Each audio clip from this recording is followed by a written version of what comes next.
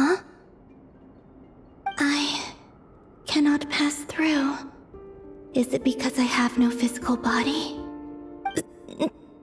It has been 3 days.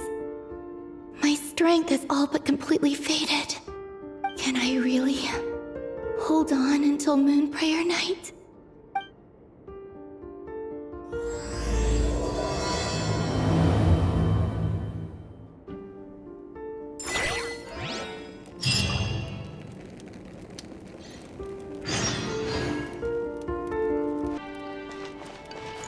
I have confirmed that you are all in good health. With that, my work is now complete. Congratulations are in order. It's good to know you're all well. Puts me at ease.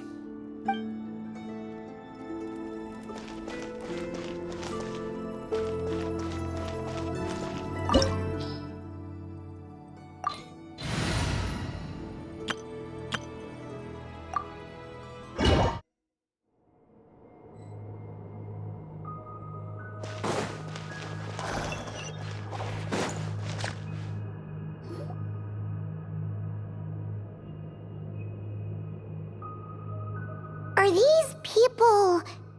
Judging by their clothes, they appear to be phantom Hyperboreans from the distant past. That could mean they have some clues about the Moon Goddess's name, right?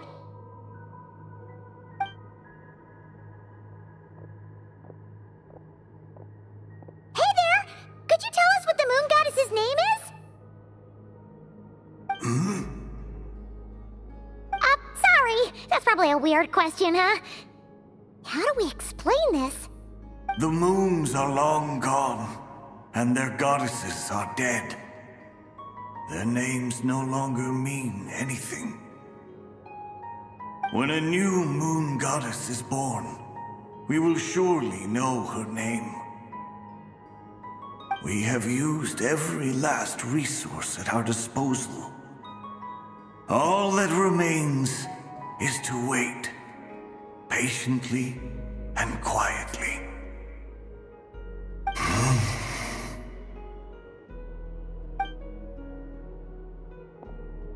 Were the people of the past all this devout? It looks like this phantom doesn't intend to converse with us any further. Surely the new moon goddess he speaks of must be Columbina. Alas, Kuthar's birth came long after the age in which he lived.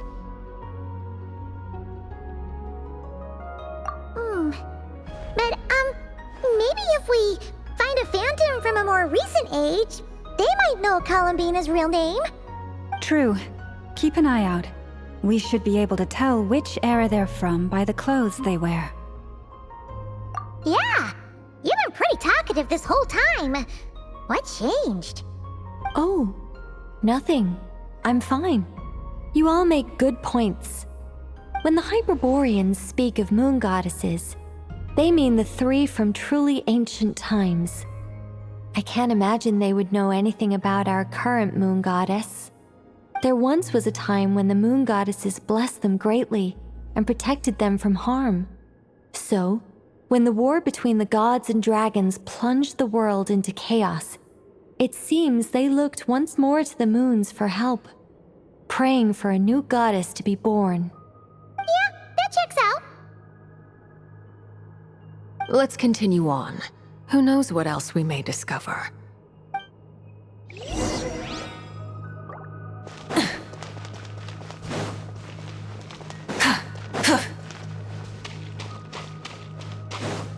a door blocking this path. Not a problem. Try this.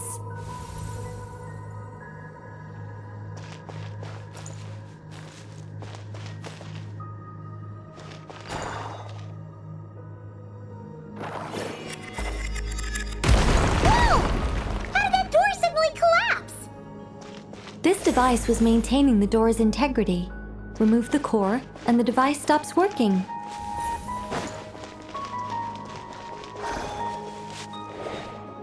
Is this our destination? Impressive. More precisely, This is a device that will help us reach our destination. Let's go. We still have a long distance to cover.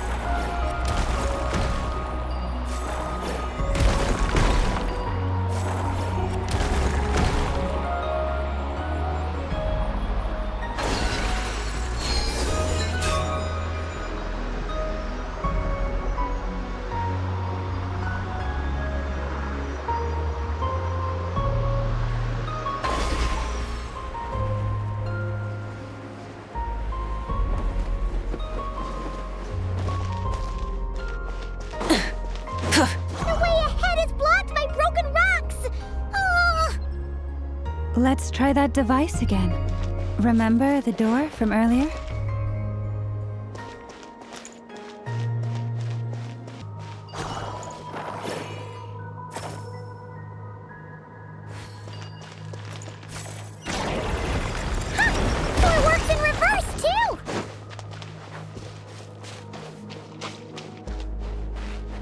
The humans we see are all phantoms, but the monsters are real.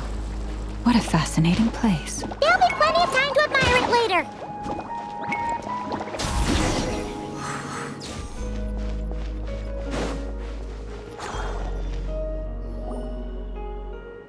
Ooh, there's a whole bunch of artwork in here. Seems pretty old. Nicole, this is probably your area of expertise. What do all these paintings mean? Let me see. To understand these murals requires some knowledge of the history surrounding the War of Funerary Flame. I shared a little of this with Lauma before. Yes. I think I follow. The dispute between the Moon Sisters, the transformation by Nibelung. Oh no, it's no trouble. I'd be delighted to share the tale again. Alright then. Tevat's 3 moons and their goddesses were brought into being by the will of Nibelung, the then ruler of Tevat.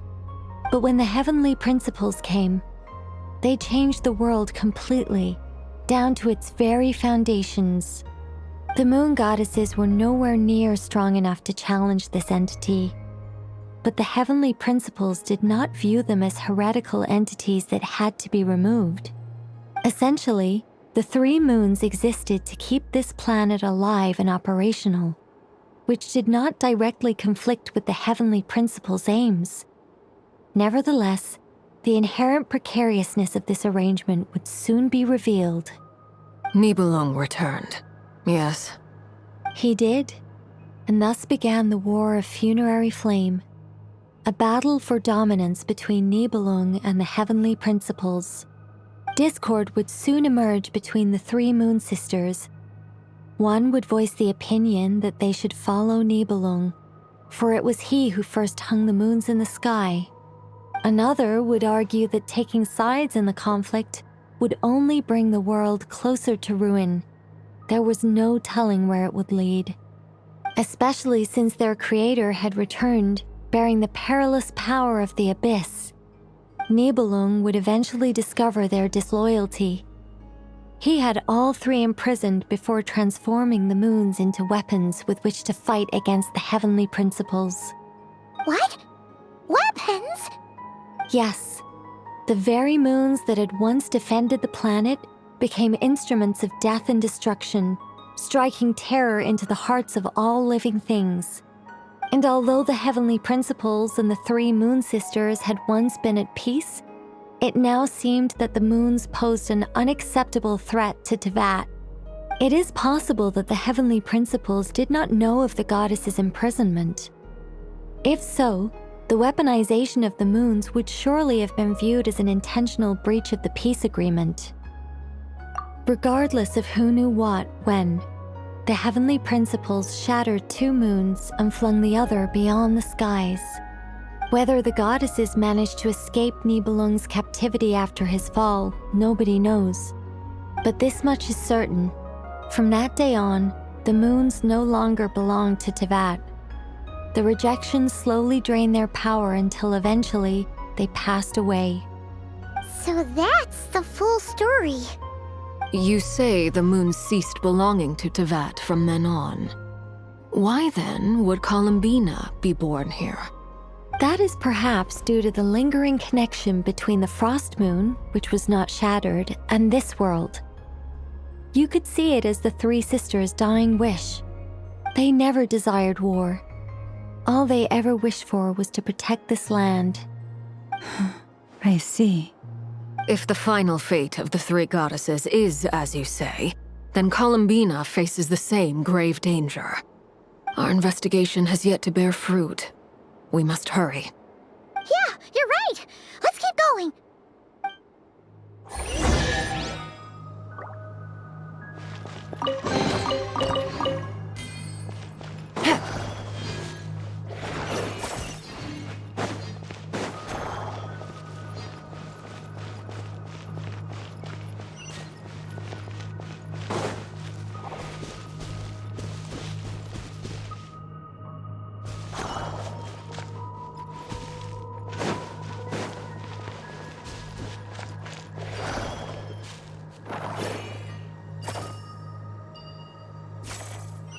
Take it easy.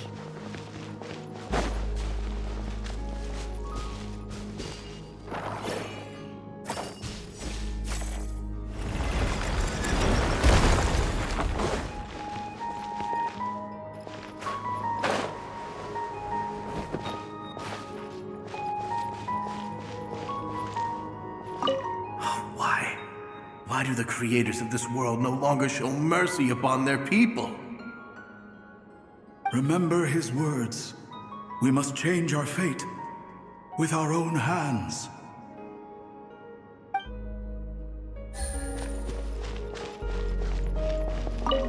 Should we trust him to keep his promise? We have to. There's nothing else we can do. Wait, that's odd. Who is he? Is something wrong? No, not really. It's just that over 30 possibilities emerged in my head, so I can't be sure who he is. It's been too long. My memory isn't as sharp as it once was. Okay. 30. Wow. Impressive.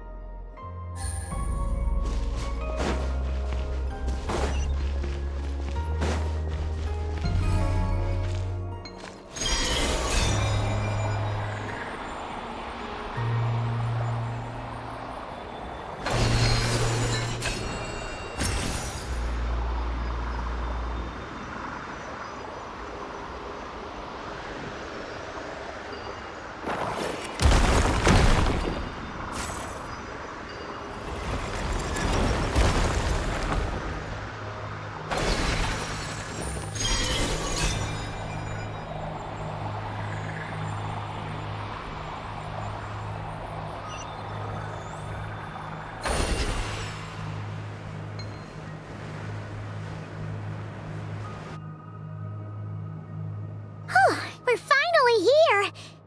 Guessing we'll need to activate this thing? Indeed.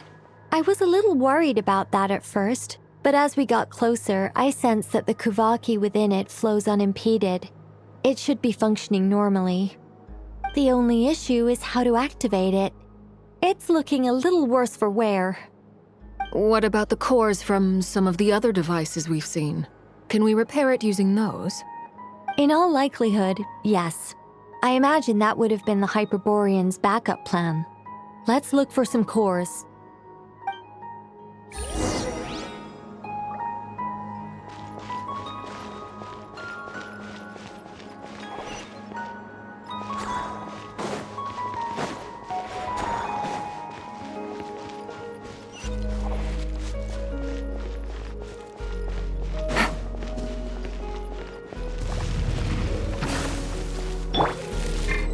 will have order. Light it up!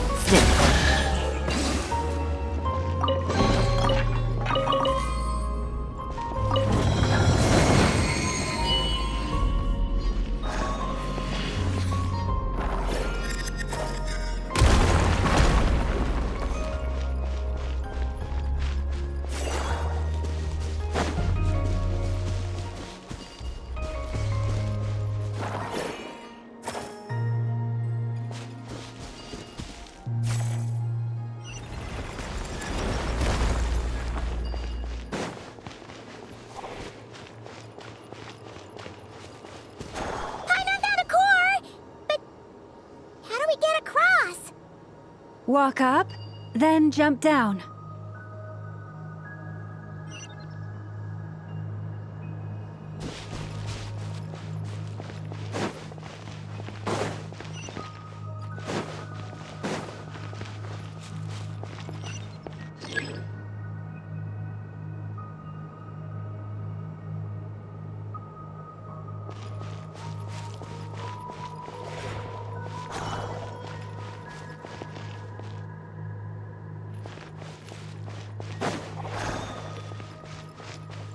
Take it easy.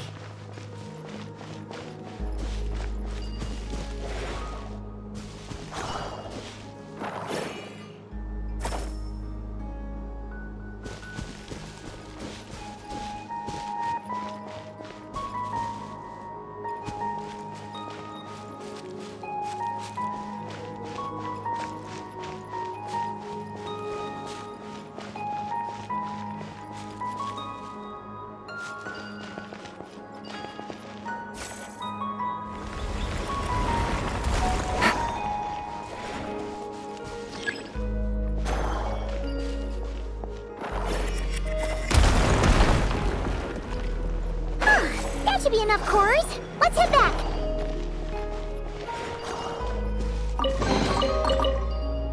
Take it easy.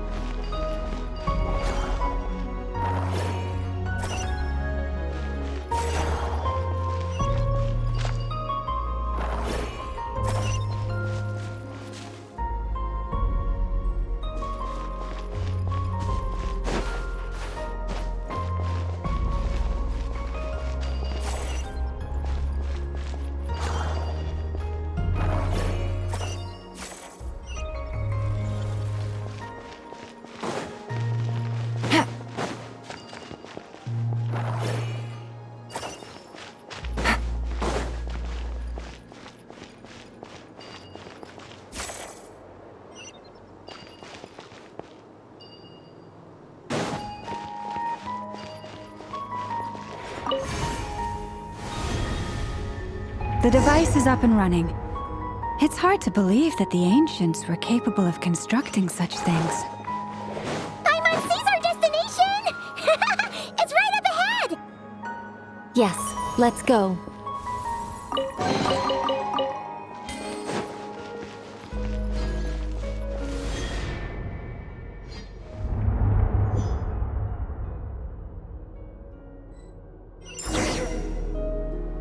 Take it easy.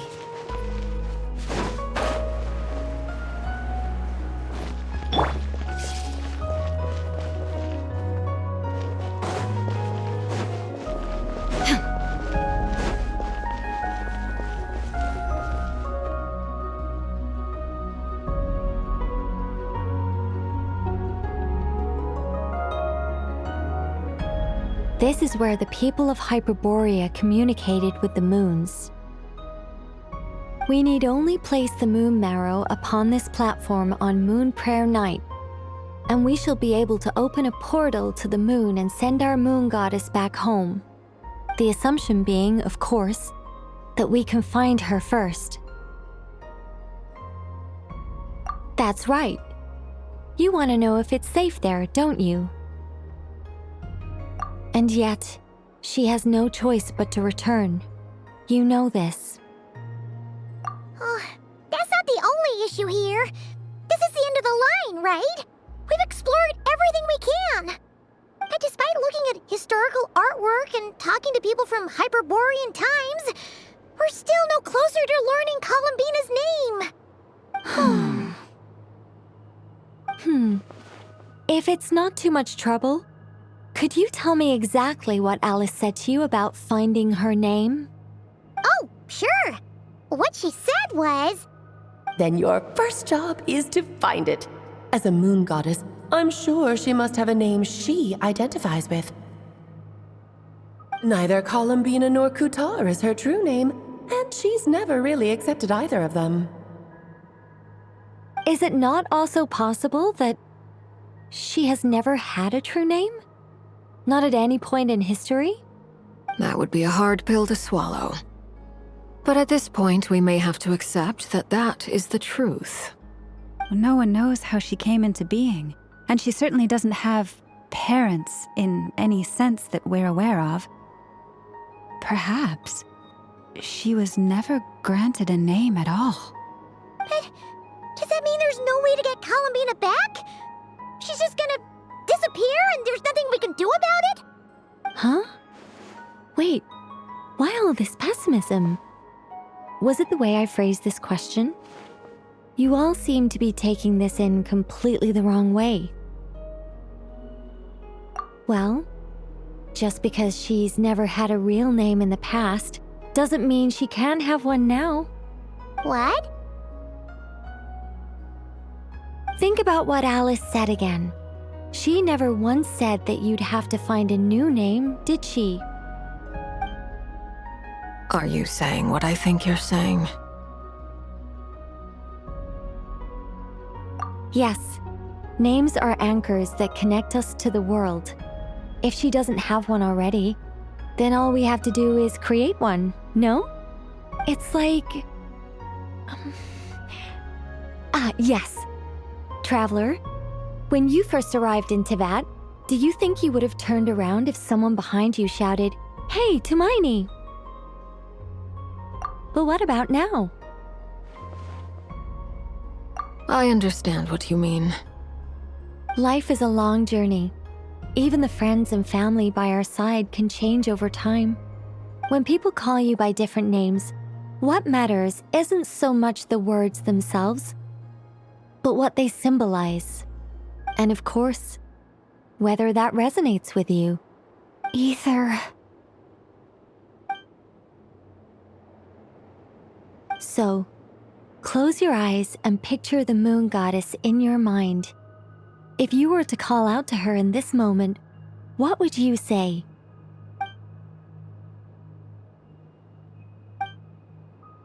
Columbina. Columbina. Paimon would call her Columbina too. Well, she has long forsaken everything that Kutar represents. I think from now on I should call her Columbina too. Well, it sounds to me like you found your answer. Are you sure? Is it really that simple? We haven't found her this whole time, and not for lack of trying. For a journey like this, the process is every bit as important as the outcome. Had you not searched far and wide, rejecting every other answer you were offered? How could you have come to an answer you felt was finally correct? Oh, it all makes sense now. This has Alice's fingerprints all over it. Are you suggesting that Mage knew from the start that Columbina never had a real name to begin with? I can't say for sure. But I can definitely imagine her chuckling in satisfaction somewhere right now, saying, "Ah, what fun." Llama! Your antlers! You should hurry. The festive moon has begun to rise. Do not worry, for when you called the name Columbina just now, I could sense that the power within was enough to summon back the moon goddess. The power within what? The name? Yes. So, the thing is...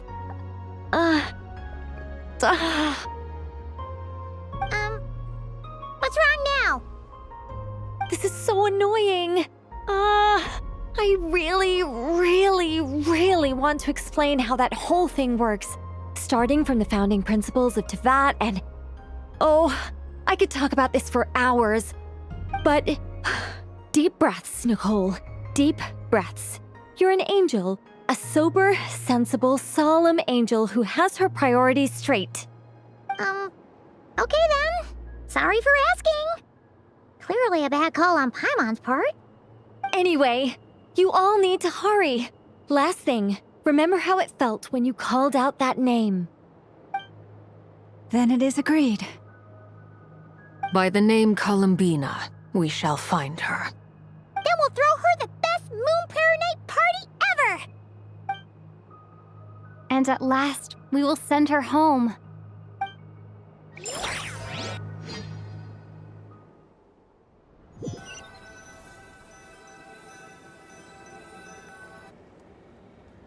I can barely move anymore. My consciousness is fading away. Have they come back out? I'd love to see them one more time.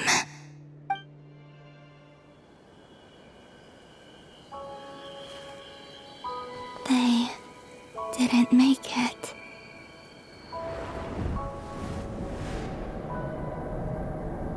Could you tell me your name? My name is... Columbina!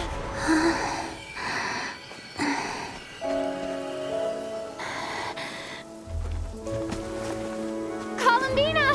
Are you here? Columbina!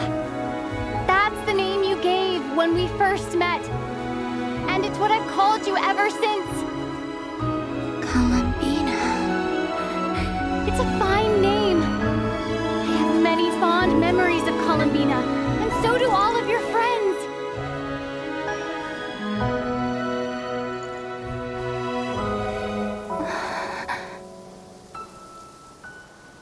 If you like this name,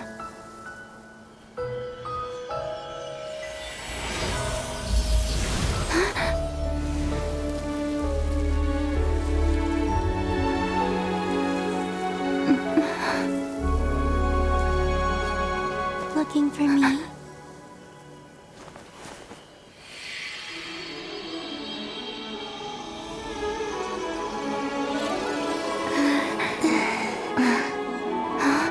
I like it.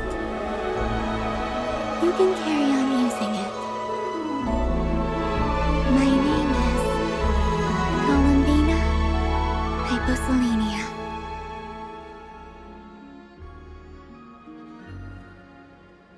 Columbina Hyposelenia. That's a wonderful name. I never thought that Columbina would become my real name. But after I met you and my other friends, the things that this name stood for slowly began to change. It went from being a Fatui code name to something my friends call me.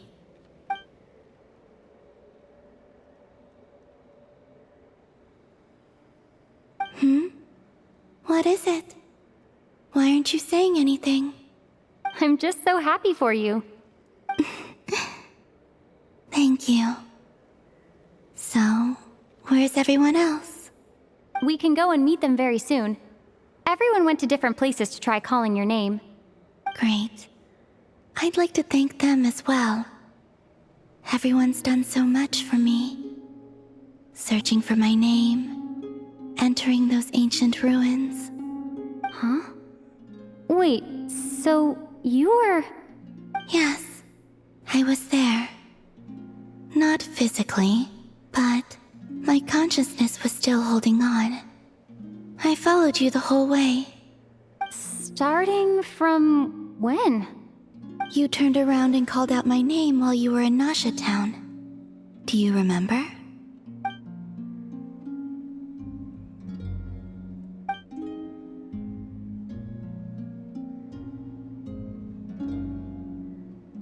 Let's go. We don't want to keep them waiting.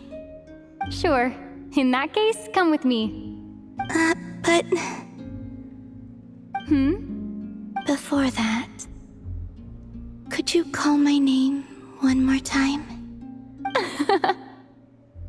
Sure. Come with me, Columbina Hyposelenia.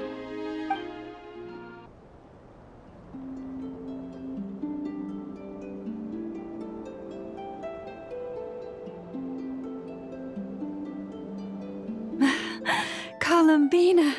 Oh, this truly is wonderful. Llama, I can't breathe. Ha-ha! Just in time for Moon Prayer Night. It's good to have you back, Miss Columbina. Yeah, we were worried sick. Thank you, my friends. With your help, I now have a name that belongs to me. Columbina Hyposelenia. Where's the second half from? You added it yourself? That's right. It means... Born beneath the moon. Yes. And by extension, it can also mean born beneath this world. A fine name. Now, as much as it pains me to interrupt this beautiful reunion, I feel obliged to remind you that the Moon Prayer Night celebrations in Nasha Town have already begun. Don't you want to enjoy the festivities? There's so much to see and do. And some of the ambient lighting and entertainments were sponsored by the kind souls in the Hexen Circle. Nicole?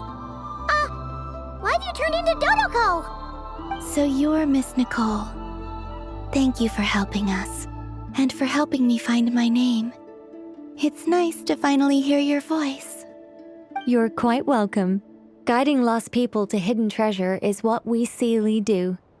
And if you ask me, spiritual treasures are far more precious than material ones. Chests are all well and good, but this was what it's all about. Ah, so satisfying. Anyway, I had to go help Alice. It seems like she ran into some trouble. That's why I couldn't be here in person. But don't worry, we're with you in spirit. We'll be celebrating right along with you. Keep an eye out for the Hexen Circle's festive stalls in Nasha Town. I think you'll like what we came up with. Alice said she even managed to rope B in this time. The Frost Moon Scions have also prepared various attractions. I believe Aino, Ineffa, and their crew are setting things up as we speak. On that note, Nefer, about that request I made. It's all in hand. Yehoda is on site to ensure that everything goes off without a hitch. Wonderful. In that case, Traveler? Huh? Come on, Columbina. It's time to celebrate the best Moon Prayer Night ever.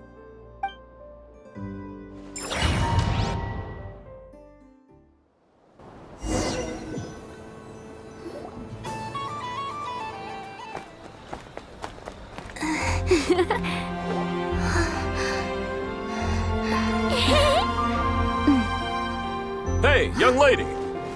Would you like some Moon Prayer Night candy? Happy Moon Prayer Night. Oh, yeah. I almost forgot to say. Welcome home, Moon Goddess.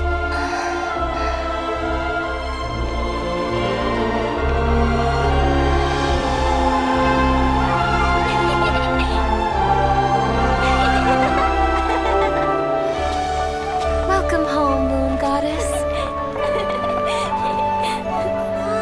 Welcome home, Moon Goddess.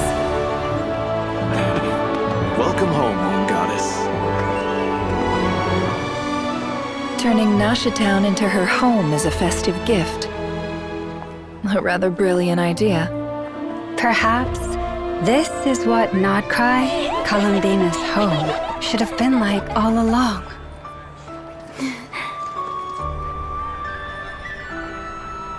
Thank you for the gift. I like it a lot.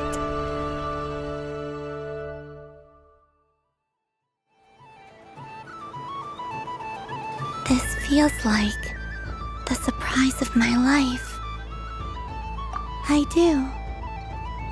I never imagined I'd ever get to enjoy Moon Prayer Night with everyone so freely. If you're happy, we're happy. Quite a strategy you came up with. Hide the tree in the forest. It's not your usual style, Lauma. Is there something about Moon Prayer Night that enhances what's in your head as well as the antlers on top? Apparently so. It even inspired a perennial penny pincher to use their resources for a greater cause. It truly is a magical festival.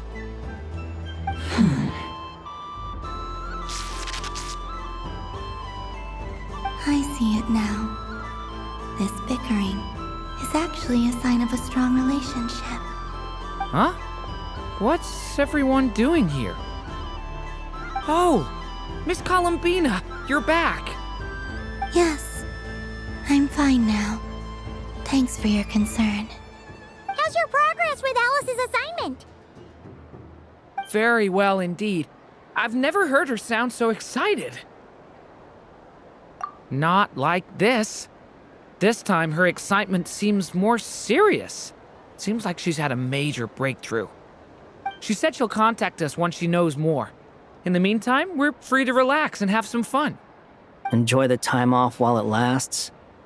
I have a feeling that our next task won't be so simple.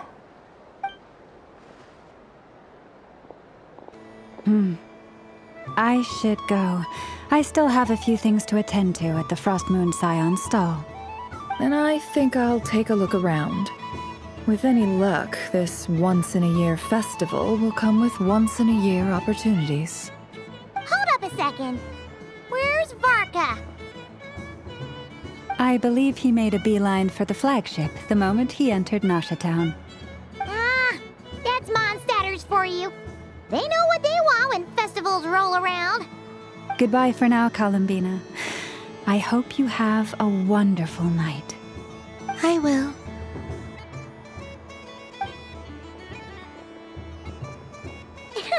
Well, in that case, don't just stand there. Get out there and have some fun. You'll definitely get a warm welcome at every stall.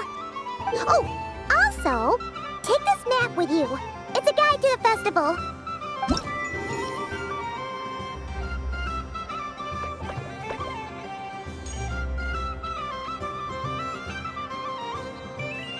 The Frost Moon Scion stall is over here.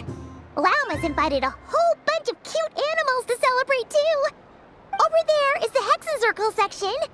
Alice seemed more excited than anyone about this festival, so she insisted on making it a grand affair.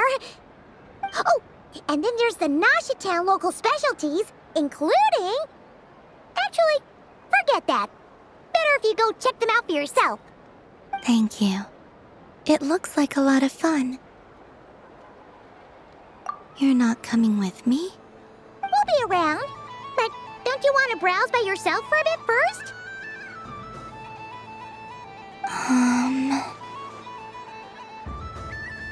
Yep.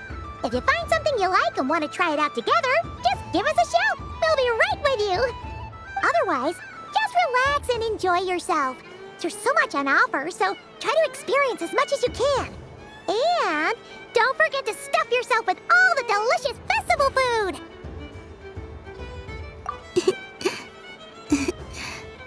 All right then. Off I go. Where should I go first?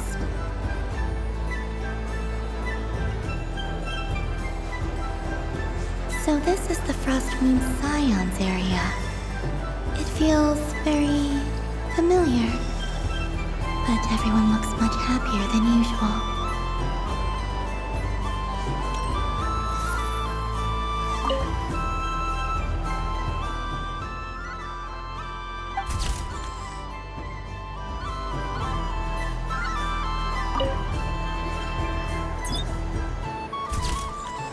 And done! Here, take a look! I think it looks quite funny. Well, Paimon thinks it's super cute. It looks like a silly chic badger and deer that's about to fall asleep. Maybe I'll stand on the Sheik Badger's side instead. It looks like we've attracted the attention of quite a few animals. Let's make room for them.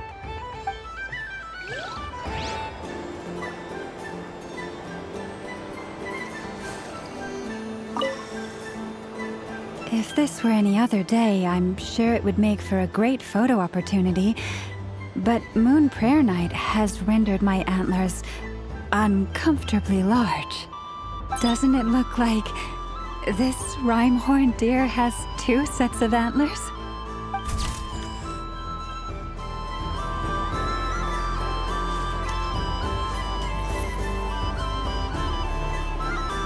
Wow, the Frost Moon Scion stall looks kinda plain, but it's pretty cool once you get into it. I don't go to Hisi Island much, but it's got that, like, old world cultural feel. And if culture means we get more festivals, I'm all for it! Hello, Yehoda. Columbine... hello, Moon Goddess. That was too close. I almost gave the game away in front of the staff. Oh, wait, what's the deal with her shoes? They don't make a sound when she walks. I could do with a pair of those. Do you like balloons too? Balloons? Oh, you mean those? What's so fun about balloons? I'm not a kid anymore. They're probably more up Aino's alley. Yes. The animals seem very curious about these strange flying objects. I was drawn here by their voices. I recently learned a fun new game you can play with balloons, so I decided to come and give it a try. A new game?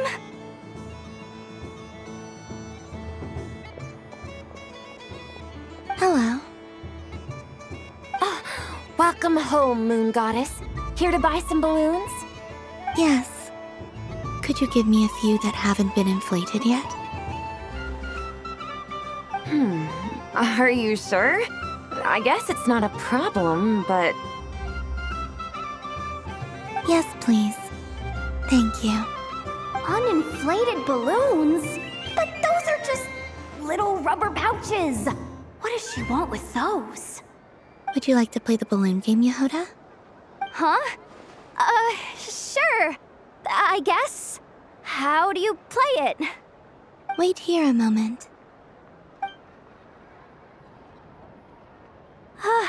Oh.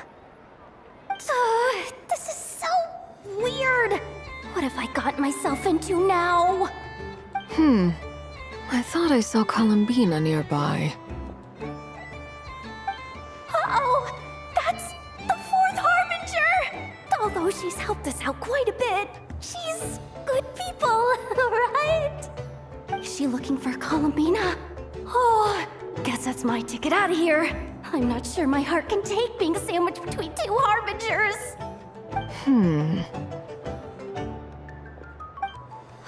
Which stall is she checking out? Oh, it's that other Frost Moon Scion's one. Try on the headgear, see what it's like having antlers or animal ears for a day. Oh, I wouldn't be caught dead wearing that stuff. So embarrassing. I have enough gear to carry as it is. Wait, what? She put it on? How peculiar. This would take some getting used to. I wonder if this is what it's like for Lynette. It really suits you, ma'am. What is this? She was so intimidating a moment ago, but now, dang, she's really rocking those ears. How does she make them look so cool? I suppose I may as well keep them on for now. All part of the festive experience. She's coming this way. How do you do, Miss Yehoda? Oh, jeez. Don't talk to me while wearing that thing. Where am I supposed to look? Oh, hey there. I'm looking for Columbina. Have you seen her? She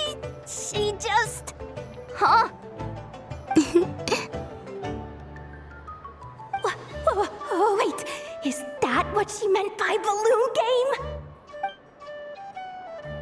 Yeah. Huh? No fair! How come I get caught in the crossfire? An ambush from the rear? Is this a declaration of war, Columbina? Would you like to play too, Arlecchino? Seriously? Are they gonna start some beef right here, right now? Gladly. That said, I believe there is another who would like to join. Boss Nev! Thank goodness! You've gotta get me out of here! Things are kicking off big time! Hello there. I'd like 10... no, make that 20 balloons, please. Uninflated. What? Miss Moon Goddess, I hope you're prepared to pay the price for assaulting my employee. Welcome to the game, Nefer. Just to be clear, let's keep this a fair fight, okay? No strange powers, please and thank you. Naturally. Don't just stand there, Yehoda. Aren't you going to team up with me? Huh? Do I have to? Of course. Don't forget, the Curatorium has a reputation to uphold. I knew something like this was gonna happen.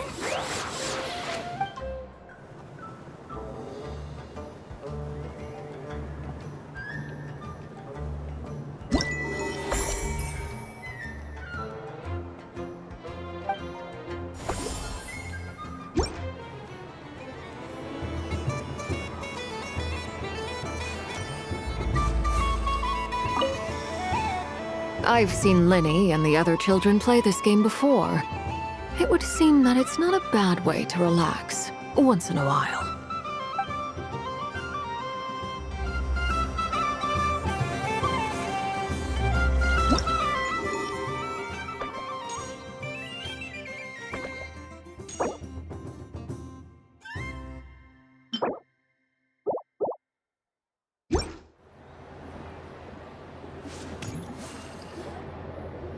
Days.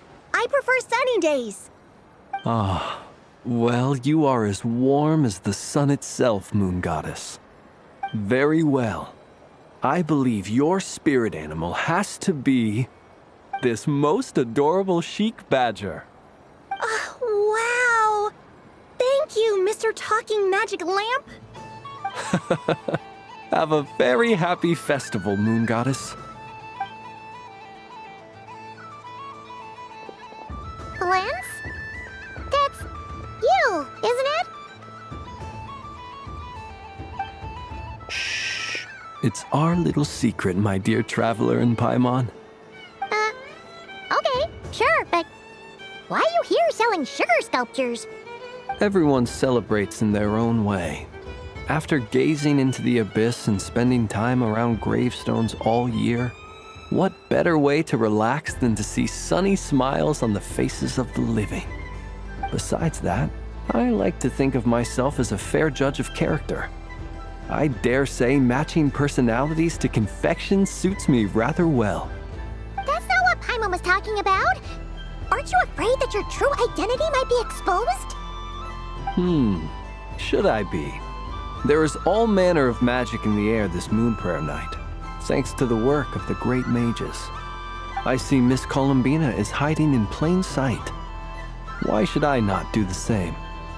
Why miss this rare opportunity to enjoy a special evening in my true form?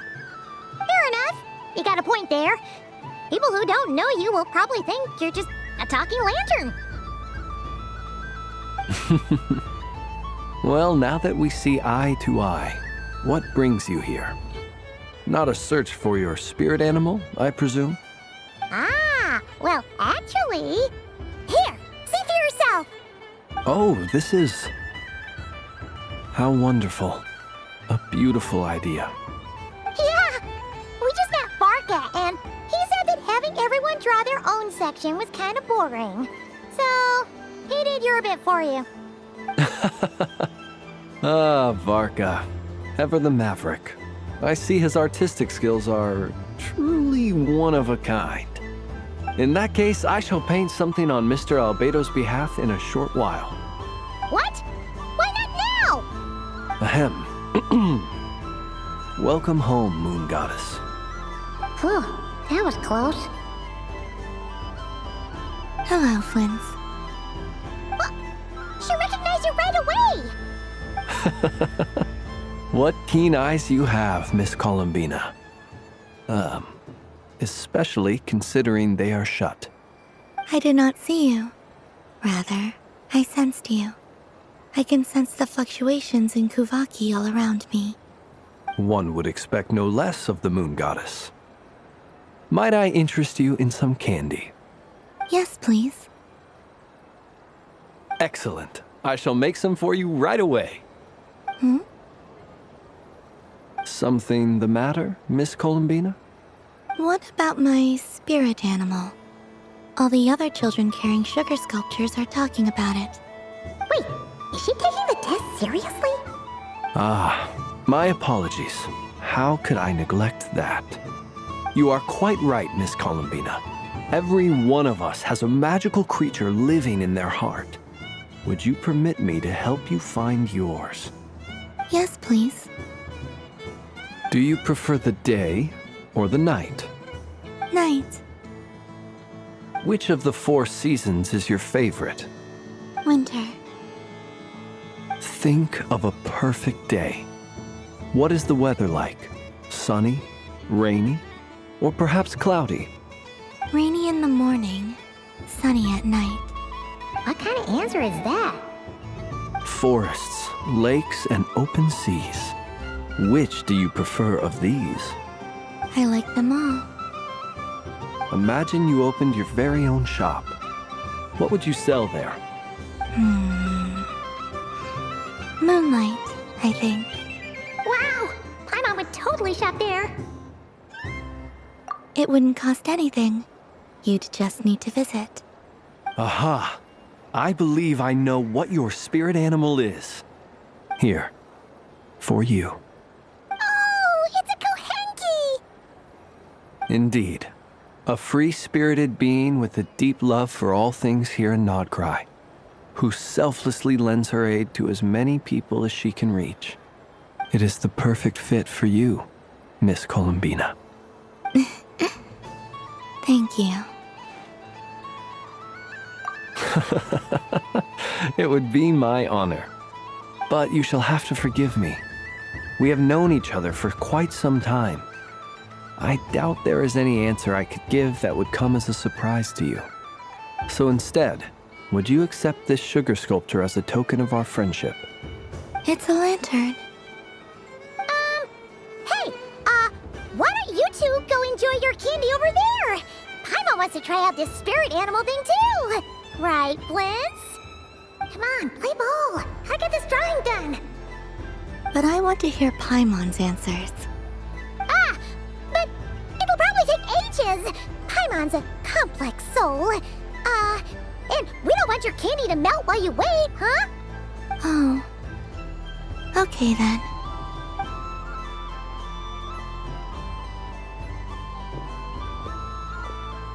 Phew! Nice excuse, Lady Paimon. That was some quick thinking. Yeah, no thanks to you. I'll help next time.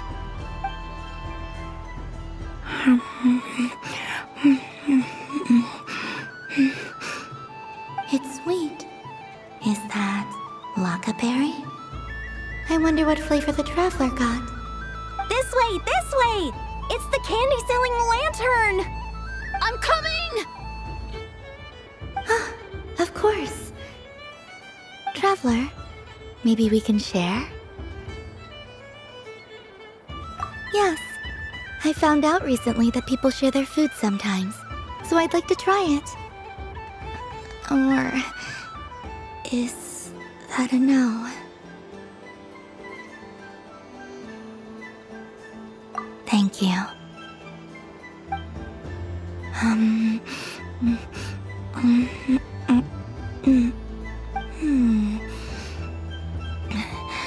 Yours is a little more sour than mine. Here, you try it. Are you sure? Amazing. My sugar sculpture has shrunk, yet my heart is filled with feelings of sweetness. I will remember this feeling. Sure.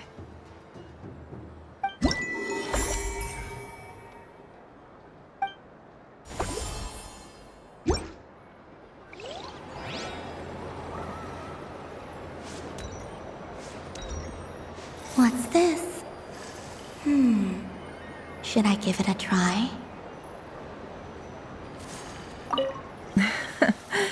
That was fun. It's a shame Ashru doesn't like playing with water, or I'd have roped him in as well.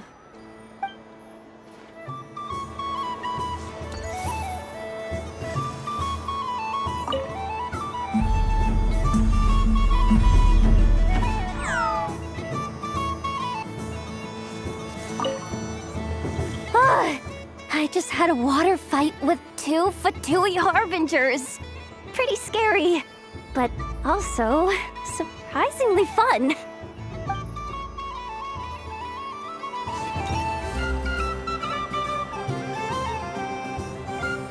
I wish for a never-ending supply of Laka berries. What a humble wish. Probably written by a child.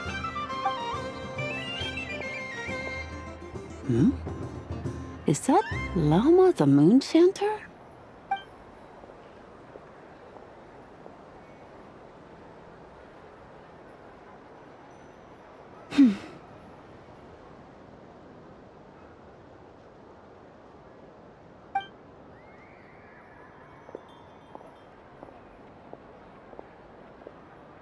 I wish that the long plume ibises would stop biting me.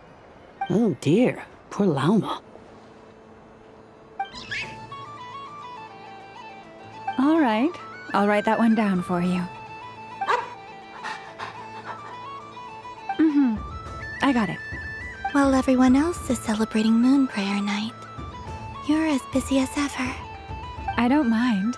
It's rewarding work. A good kind of busy. My antlers are at their heaviest tonight, and the Kuvaki waves are especially strong.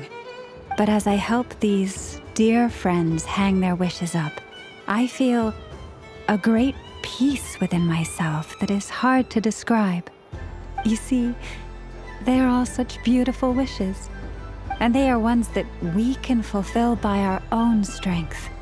Do you blame me, Llama? I want to hear your honest answer. It is by the help of so many people that I can return to the moon. But I feel as though I've hardly done anything in return. You've done plenty, Columbina. I say this in earnest, both as someone who knows your history, and also as a friend who has seen what you've been through.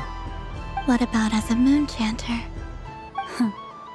I feel proud to honor our moon goddess's wish, and I'm sure any moon chanter in history would have felt the same way. Thank you for your kind words, Llama. But... Since you asked for my honesty, I won't lie to you. My feelings are mixed right now. Besides pride, I also feel... I suppose it's a reluctance to let go. Once you return to the moon, we will be far apart and separated by a false sky. I'm sure those of us left behind will gaze up at that sky, yearning for the moon once in a while, just as you used to do. I will miss you, Llama. I will miss you all. I hope to stay in touch. I will try and find some way to send messages down from the moon. Perhaps you could use Kuvaki. I've heard Yehoda say that signals can be sent using long and short waves, or strong and weak lights. That sounds a little complicated. What if we forget what the signals mean? We could prepare a codebook beforehand, but You're right. It wouldn't really suit you. Still, whatever happens, I believe that you will find your own unique way of communicating with us. And now that I think about that, my heart feels lighter. Because you trust in me? Yes. I have faith in you, and in the power of truth. In my experience, the truth tends to be difficult. But that's what makes it stand out from what is false.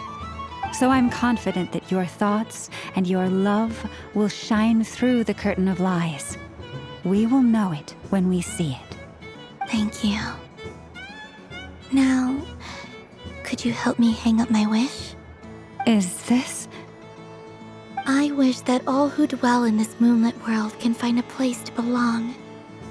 And I wish that I shall one day see my friends again. It's 2 wishes. I hope that's not too greedy of me. Not at all. And I think you speak for us all with the second one.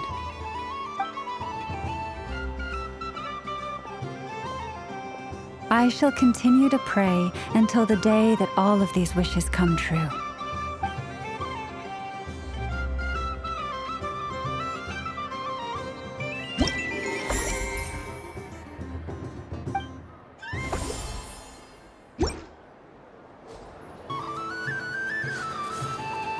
Yes.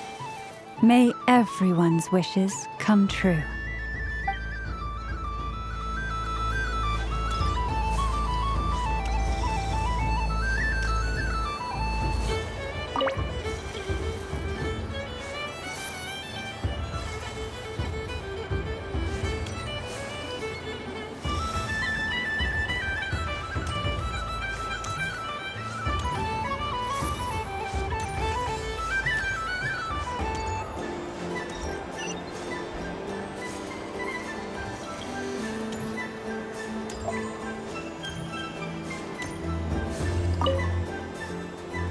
Welcome home, Moon Goddess. Oh, you're the genuine article. Alice was right. This moon prayer night was worth watching after all. Another one that talks. Greetings. Pleased to make your acquaintance. I am the Hexenzirkel member they call B. Barbeloth Trismegistus.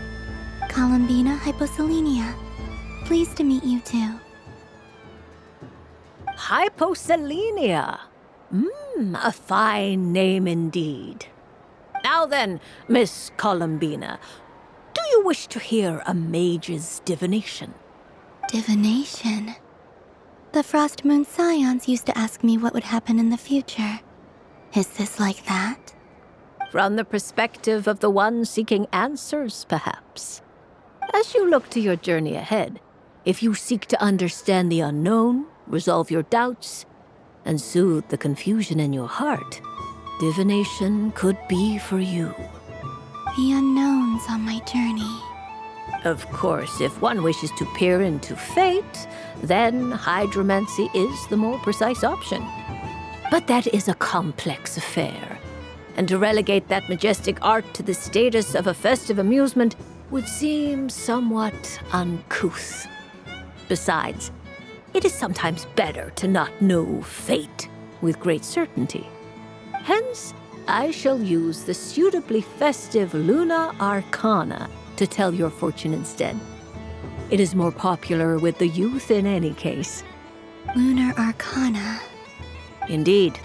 Unlike hydromancy, this will only display possibilities and trends. People like to think of themselves as creatures of agency and free will. Peering too far and too clearly into the future is detrimental to both body and soul. I'd like to give it a try. Of course you may.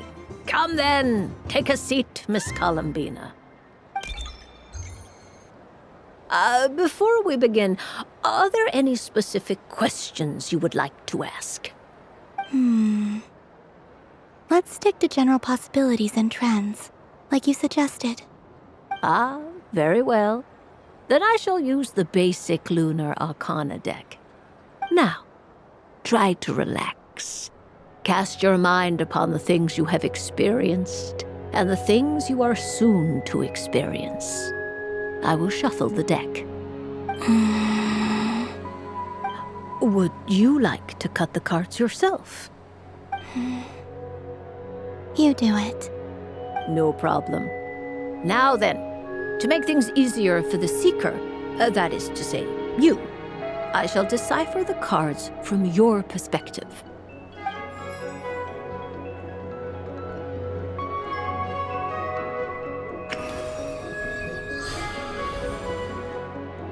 Please, draw the first Lunar Arcana. This represents destiny and is the foundation for the divination as a whole. Now, draw your second card. This will stand for the past, the sum of all your experiences that have come before.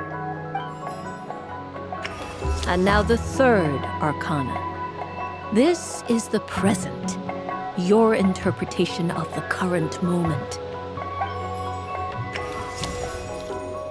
Finally, the last card. This shall speak of the future, which... Oh. Kuvaki Pulse? Fascinating. I've never encountered this before in my role as a diviner. Something has exerted an influence upon this card, causing it to leave its designated position. What do you make of this, Miss Columbina? Perhaps this is the guiding hand of fate in action. Of course, if you wish, you can choose to deny the validity of this card and draw the future for yourself. No, it's fine. Let's go with this one. A bold decision. I must say I'm looking forward to the results. Well then, let us flip the Lunar Arcana in sequence and see what emerges. Sure.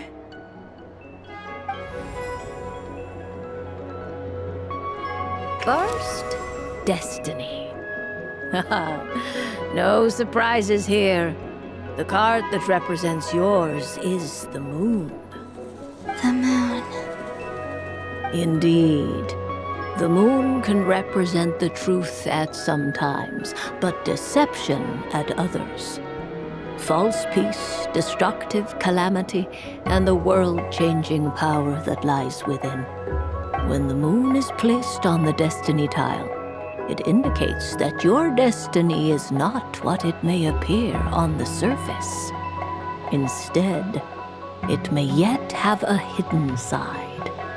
It symbolizes a journey through the fog, fraught with uncertainty and deception, where one must face inner challenges head-on. I don't understand. Patience, my dear. This is but the first card, which serves as a basis for the interpretations that follow. Our divination will only grow clearer from here on out. Now then, flip the second card, the one that speaks for the past.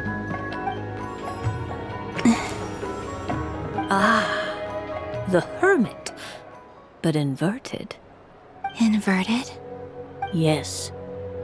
The Hermit symbolizes solitude, introspection, and the pursuit of truth. When inverted, it represents isolation, truth out of reach, and a path that leads one astray.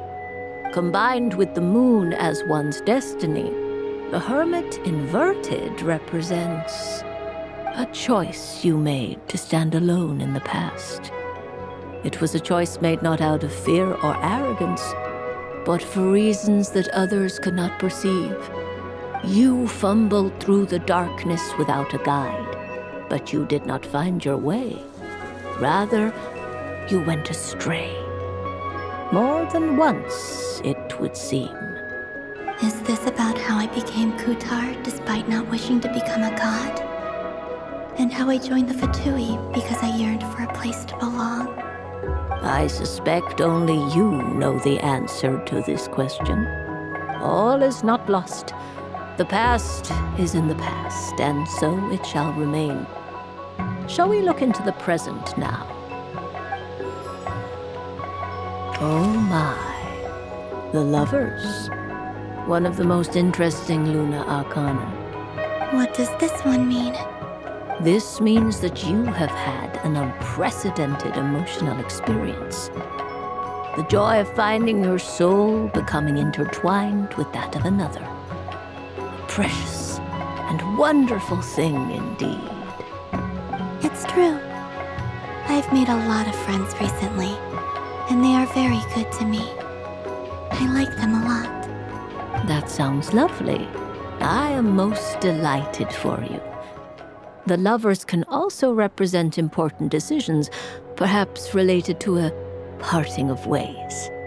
Now, if I were to guess... Yes. My return to the moon. I understand. Parting with friends is never easy, Columbina. But rest assured, this is not the end of your journey. There is always another story waiting to be told. The future always lies ahead. The future. Well now, it's finally time to flip this most mysterious of cards. Why did it appear? And what does it wish to tell you? I'm ready. Very well. Flip this card and see what lies on the other side. Oh. Miss Barbeloth? What is it? This card is death. That doesn't sound very good. It depends on how we interpret it. It is true that it can represent an agonizing death, a complete and utter end, but at the same time, it can also represent rebirth. Do not forget that your destiny card is the moon. That lends your future many different potential meanings. If death spells the end, is it unavoidable? As I have said, divination can only display general trends. It is a rough guide, but it does not show predetermined outcomes. Allow me to summarize it for you. In the past, you may have lost your way, but now you have gained new connections and new strength. You now face an important decision, one that may bring about a great change in what is yet to be.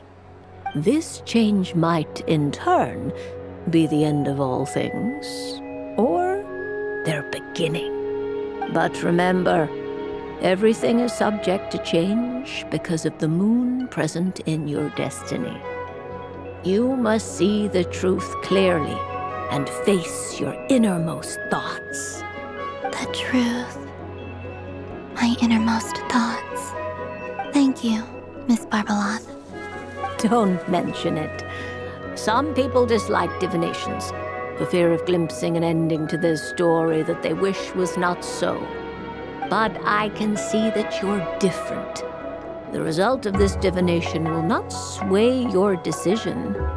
This is a rare quality, and one that diviners always hope to see in the seeker.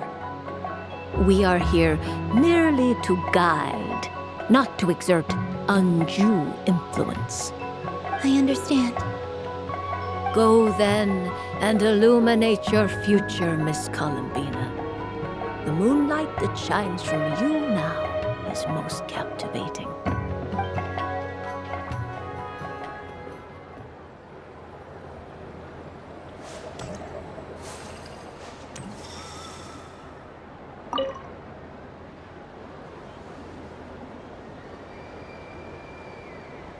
I wouldn't say it's unfair, exactly.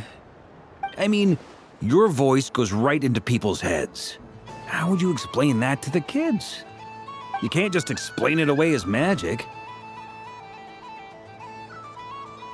Is something the matter? Ah, Miss Columbina! No, nothing you need to worry yourself about. Ah, impeccable timing. Stick around for a second, Miss Columbina. I need your input on something. This self-proclaimed Knight of Justice has yet to give me a satisfactory answer. I, for one, would like to hear your verdict on the matter. Hey, now, I left the flagship just to help you out, Miss Nicole. What's going on?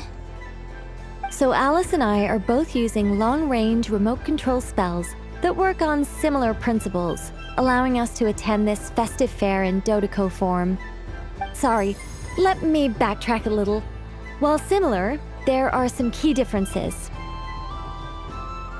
Alice, being a great mage, wanted her Dodoco to reflect something of her own charm and mystique. So she adjusted the way its tail moves when it spins around. An entirely gratuitous move, in my opinion. I hardly see how anyone is going to notice that.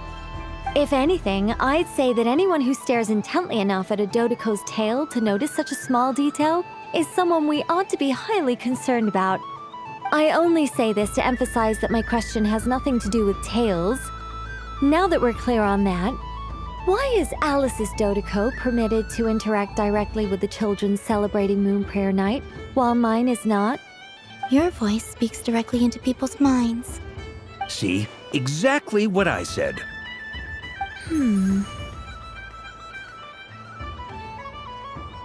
Miss Nicole? Ugh, I can't stand it. I know that probably makes me sound like a whiny child acting out in front of their parents. And it's a little embarrassing now that I think about it. But hey, I said it now, I can't take it back. That would be even more embarrassing. Also, don't go reading too much into that analogy. It was off the top of my head. I'm actually an awful lot older than either of you. Miss Nicole, are you saying that you'd like someone to play the game you've prepared? I'm not so invested in that. It's just something cobbled together using items I borrowed from Alice. She probably didn't even make them herself. The point is, I want to know everyone's thoughts after they receive their prizes. But as you've said, I can't just ask. I've been biting my lip for so long, and I've had no one to vent my frustrations on. I thought this was going to be a nice, straightforward festival where I'd get the chance to guide people to treasure. Well, can I play? I can't guarantee that I'll win a prize, but... You will? I'd like to try. Then what are we waiting for? Let the game begin! It's like they forgot I was ever here. Ha ha ha ha.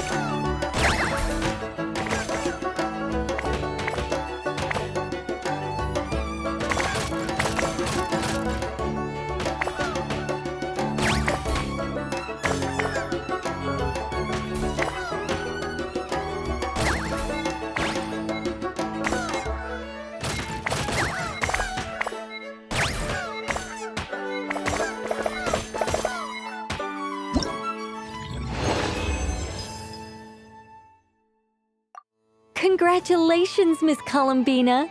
With your great wisdom, you have overcome every obstacle in your path and conquered the great challenge posed to you by fate. Fate? Well, something to that effect. If you'd prefer something more poetic, it could be the icy winds or the dawn. Anything you like, really. You could even go with the challenge posed to you by Dodoko, if that's what you're into. Anyway, you can take or leave my suggestions. Moving on. All my hopes are now resting on this. Can I open it now? Stop teasing me. Please, I'm begging you. No more talk. Just open it. Wow. What a lovely sculpture. Classic and cute at the same time. Thank you, Miss Nicole. I'll always treasure it. Ah, there we go. Music to my ears. You have my sincerest gratitude, Miss Columbina. Thank you for sharing your precious time with me and fulfilling my wish. Don't mention it.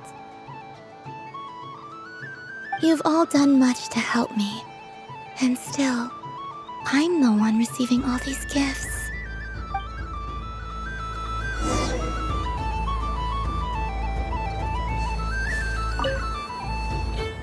A soft and furry creature that bounces and jumps.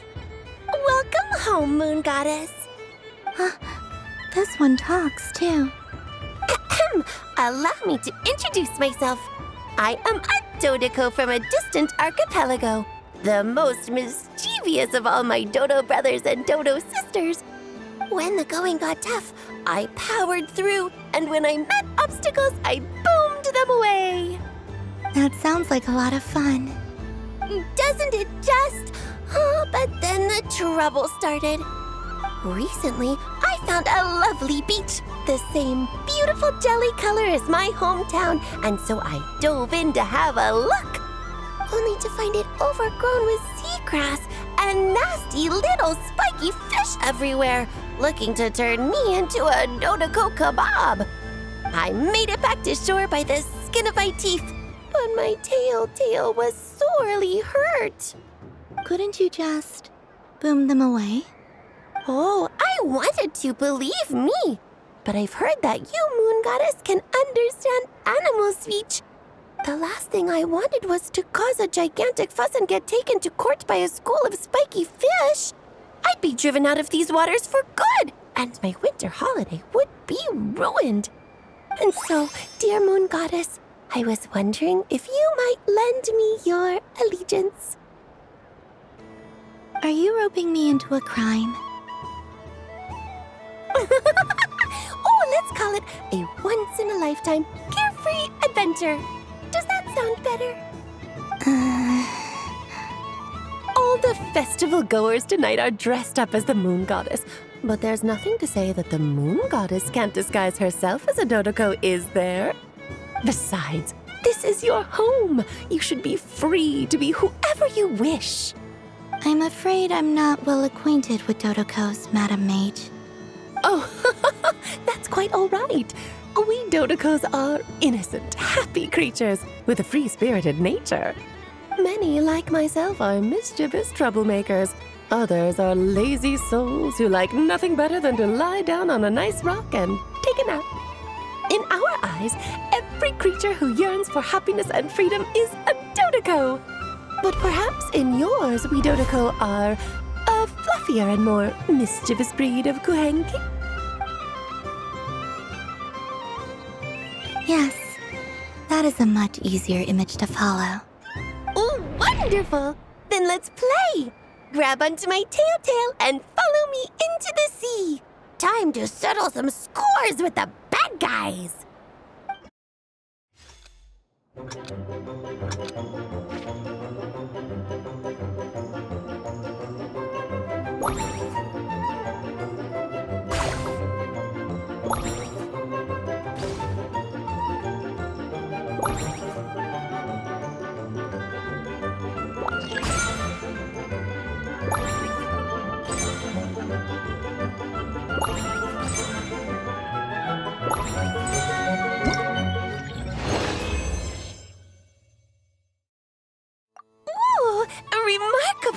isn't. So, what do you make of it? The use of Jumpy Dumpties doesn't come as naturally to me as Kuvaki, but their unpredictability makes it fun. I think they call this novelty. Indeed! And how did it feel blowing those pesky nuisances away? Not bad. Any guilt? What do you mean? Oh, wonderful! Lovely answers to all 3 questions. You've passed the safety test. Now I can give this special bomb to you as a souvenir. Remember, if you find any meanies living on the moon, you can use this to boom them into oblivion. I will.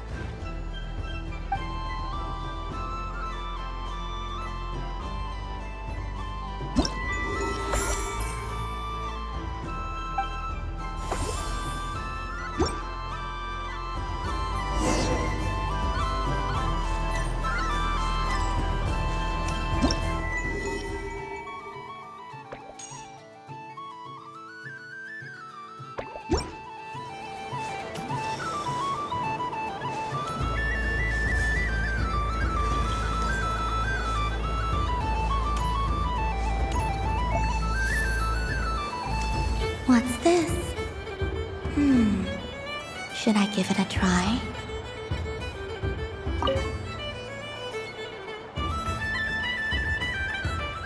Come on, Citrus. One more round. Just one more.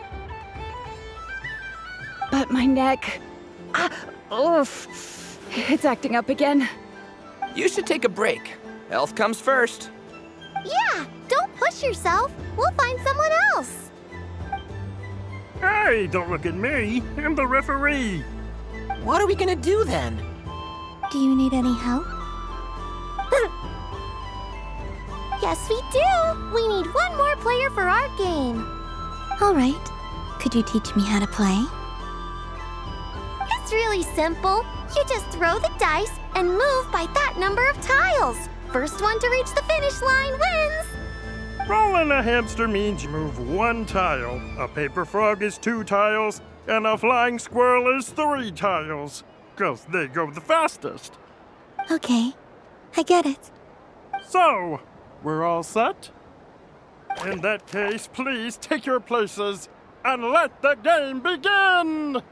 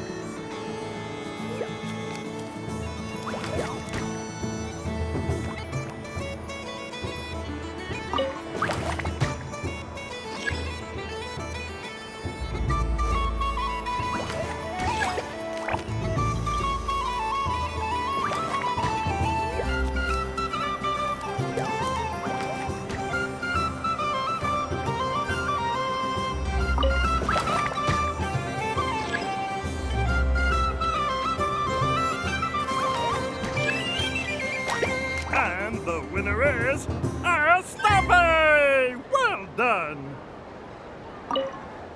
It's a pity that my good friend Faro Bear is busy working on a training program for Princess he missed. If he could have been here, the victory might have been his.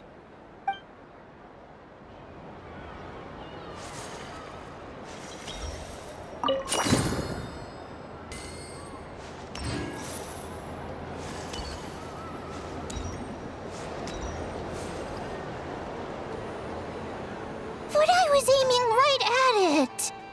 Aw, what a pity. I saw it with my own eyes.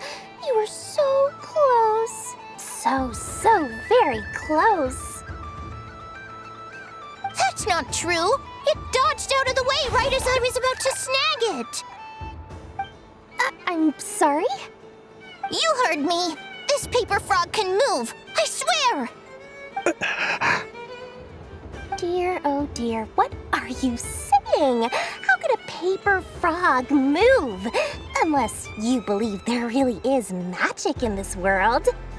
Even if I, the mere humble merchant that I am, knew such magic, surely I would not use it on a paper frog. I'd sooner give Mora legs, so it could walk right into my purse. My dear, dear customer, why not have one more try? This time I'll give you 12% off, a very generous discount for one of my most regular customers. Just think about how much experience you have under your belt now. You're sure to win the next one. Darn, I used up all my coins. I'll be right back. Just gonna fetch some more from my house.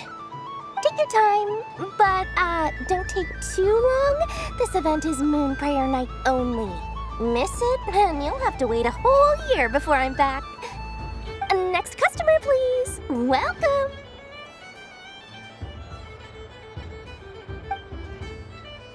Hello. Whoa! What's this big one doing over here? How do I tell my employees not to go running around this time? Shooting them a glance won't work. I haven't known them long enough. Dory?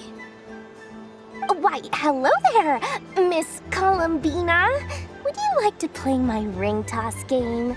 The rules are very simple, and it's easy to get the hang of. How much for a round? Oh, first time's free. Not a single mora. After that, well, we can cross that bridge if and when we come to it.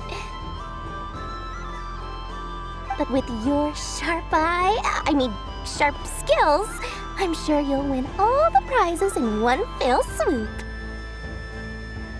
That was an obvious enough hint for them, right? Right?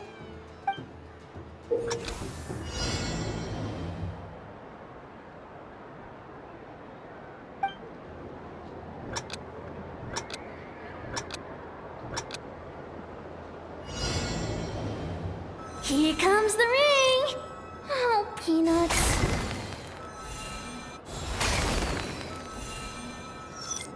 Change tracks! Roselle, should we move or not? Just a tiny bit. All right, then I'll... Oh, sugar plums, not the clock hands. How do I move the legs again?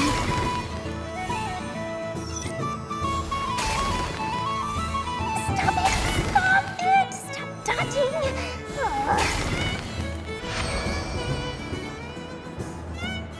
Let's see now. Let's see. Wow, very good. That's the highest score we've had all night. And here's your prize. Now, how about another round? As for the cost... Happy Moon Prayer Night, Miss Columbina. Happy Moon Prayer Night, Durin and Hat Guy. Are you here to play the game? Yes.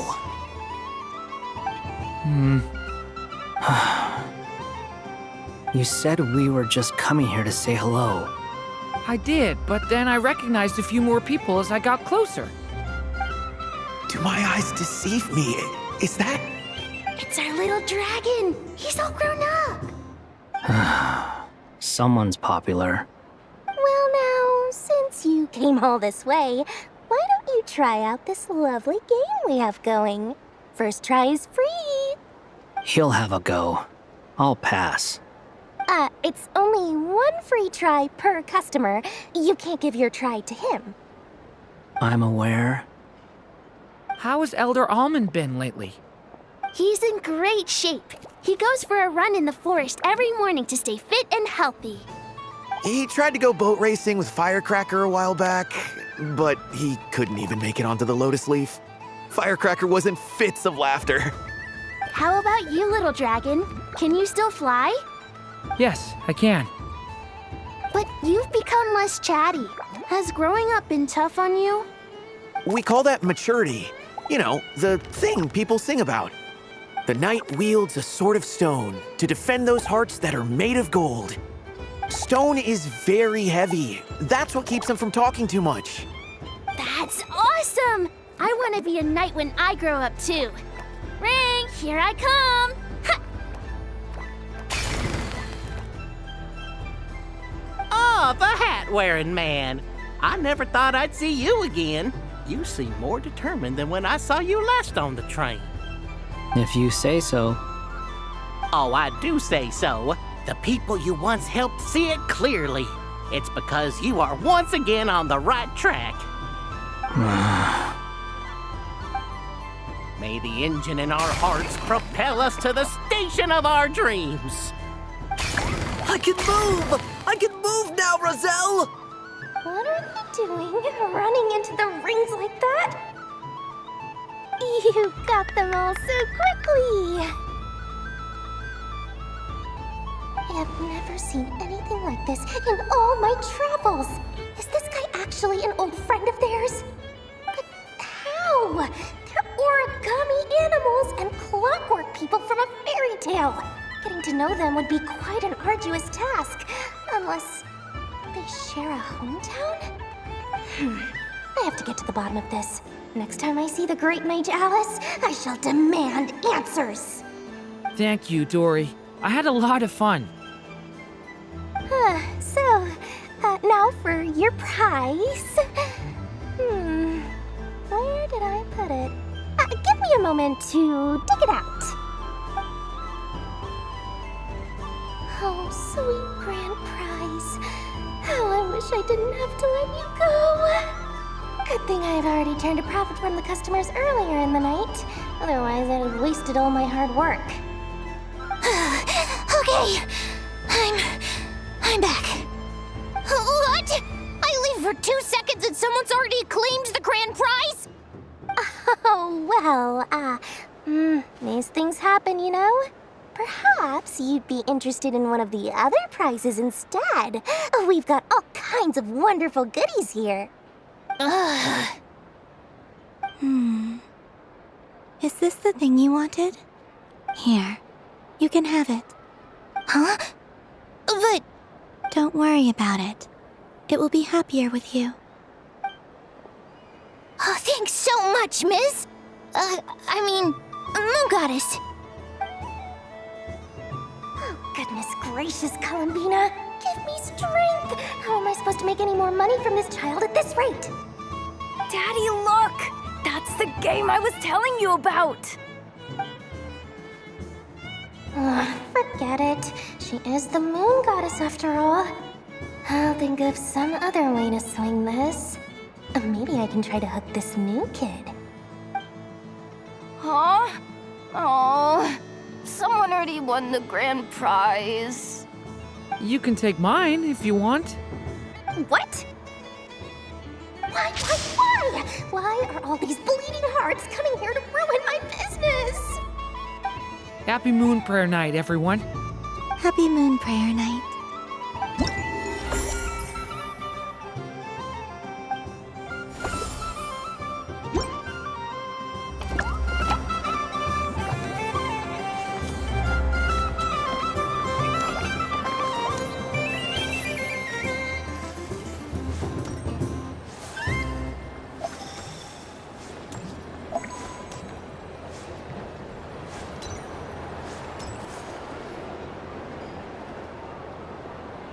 Dodoco's Whirligig! Come check out Dodoco's Whirligig! Ah, welcome home, Moon Goddess. Might I ask what this is? Ah, it's a very special amusement sponsored by the Great Mage herself. Ride on a soft and furry Dodoco and embark on an unforgettable adventure. I say that, but I'm just following a script here. Who is this mage, anyway? And what the heck is a Dodoco? I'd like to ride. No problem. But, are you by yourself? Is that not okay? Oh, no, it's fine. It's just that each Dodoco can accommodate 2 passengers. Would you like to bring a friend along? My friends... should do it. Now, we just need to get everyone else to draw something on it too. But we gotta keep it a secret from Columbina. Traveler.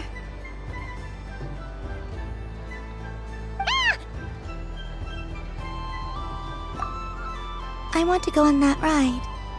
Will you join me?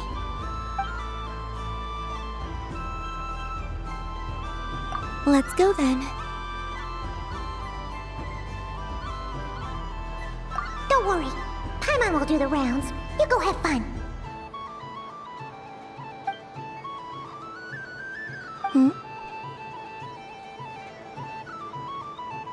All right. I think we have to wait in line over there. Please take your seats. For safety reasons, you mustn't try to leave the ride before it comes to a complete stop. All right, you're all set. I wish you both a wonderful journey.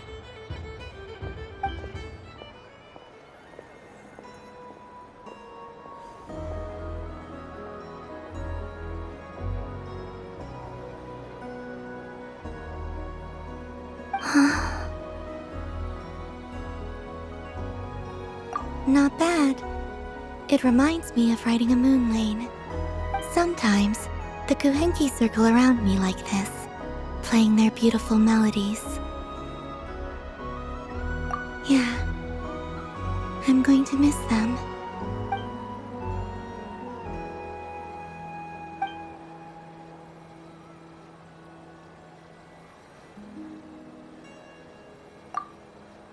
It does. I've felt scared in the past, too. But this is a little different. You know something? I got to see a lot of fascinating things during my disappearance. I saw how the Frost Moon Scions act around their families. So different than how they used to act in my presence. And I also saw how they interact with their friends. It made me curious at first. Why do people act so sincere when they're worshipping gods, but save their truest, warmest feelings for each other? Slowly, I came to realize that it's because they trust one another. They know, deep down, that they'll be accepted for who they are. All of it. The good and the bad. I know. I knew it the moment you started calling out my name. What I fear now is the end. I fear losing all this the very night I have gained it.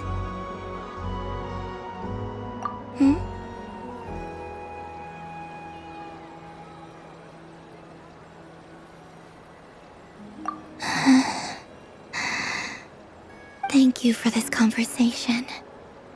Thank you for listening to me.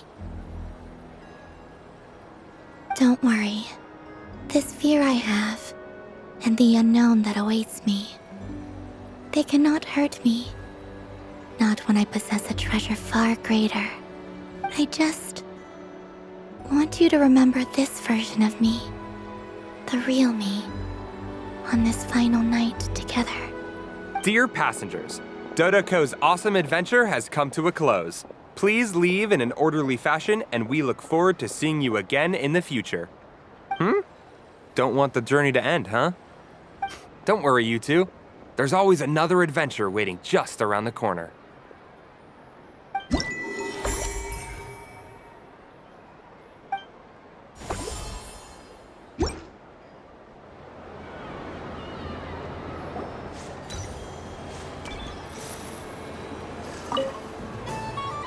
Fun ride, huh? You and Columbina looked pretty sad to leave. This isn't gonna make Paimon dizzy, is it?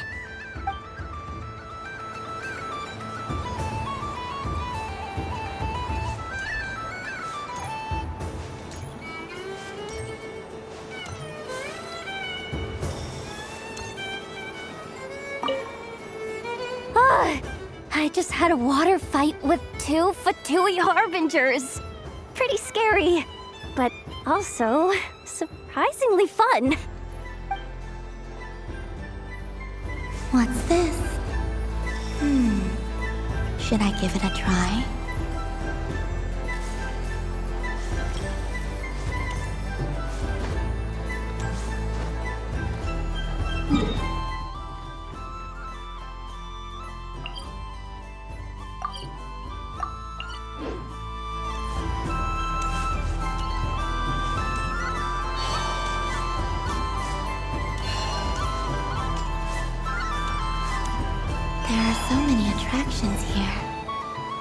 Since I rarely get out, I might as well make the most of it.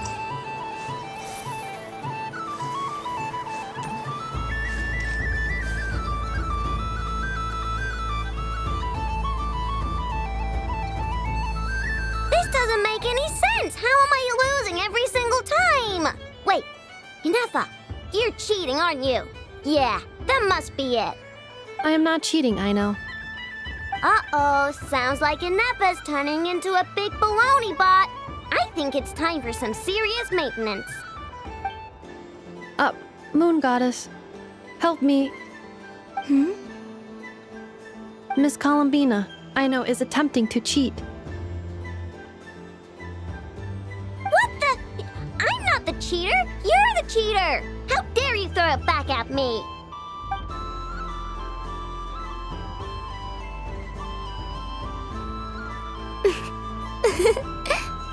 Alright, fine. Let's all laugh at I know.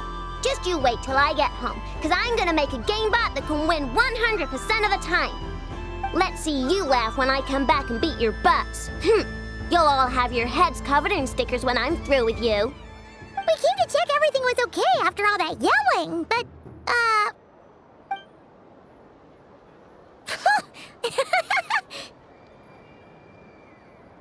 Whatever it is, it sounds like cheating is allowed. Kuhenki concentration. Each player starts with differently colored kuhenki. Each round, they draw one kuhenki from their opponent. When a player has two kuhenki of the same color, they make a pair and can be discarded.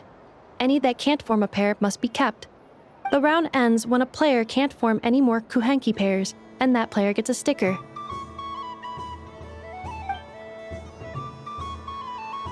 ooh, can 4 people play as well?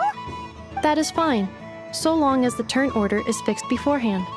Alrighty then. In that case, the 2 of us will join as one team. Okay, but if you lose, you're both getting stickered. I don't want to hear any excuses. Sure. And if we win? If you win, only one of you gets to sticker someone else. I have taken to calling this. I know logic. Hey, lay off me, all right? Okay, so we're starting the game from scratch again, which means all my stickers so far don't count. Looks like Luanatar is the Kuhenki of honor for this game. Anyway, let's go clockwise, starting from Inefa.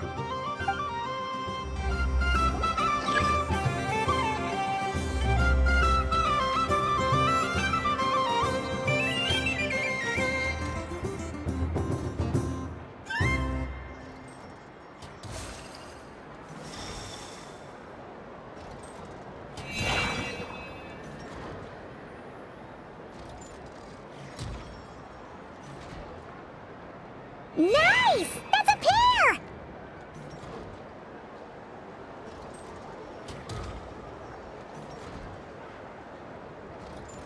Go, go, fly!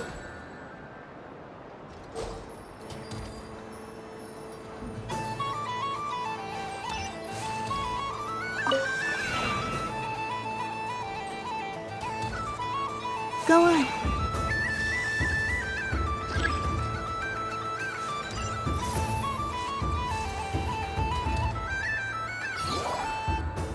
I have a pair.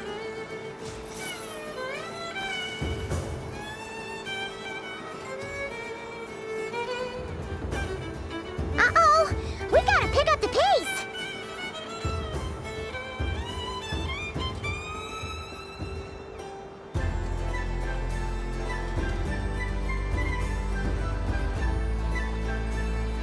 Phew, that was too close. I thought I was gonna lose.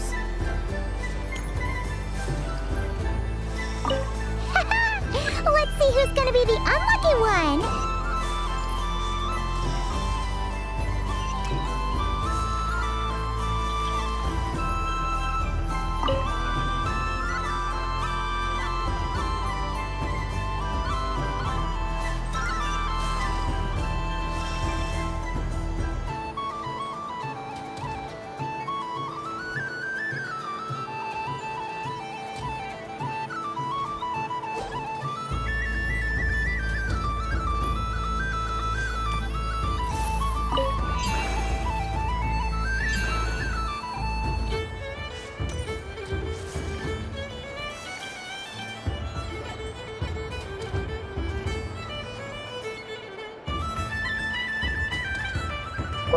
pick a good one. What's it gonna be? You're looking very pleased with yourself there. What happened to being a huge Grumposaurus? I won. Duh.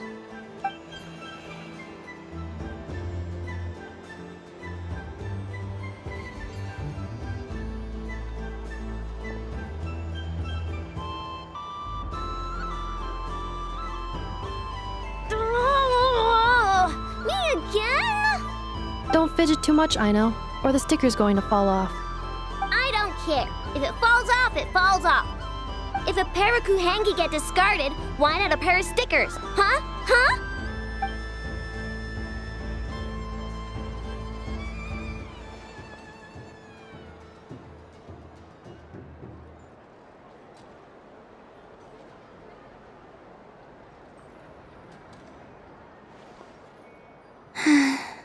I've lost.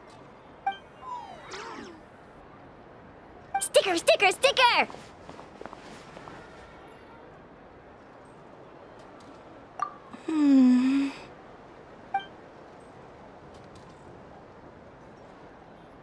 Cute! You think so? Shame. I can't see it for myself.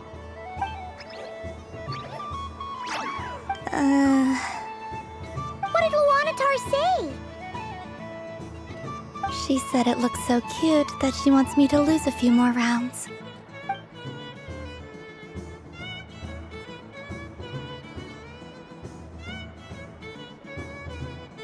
Who put these stickers on Paimon's eyebrows? Ugh, she can barely see. All right, now, I think we got enough evidence to prove that there's a serious problem here.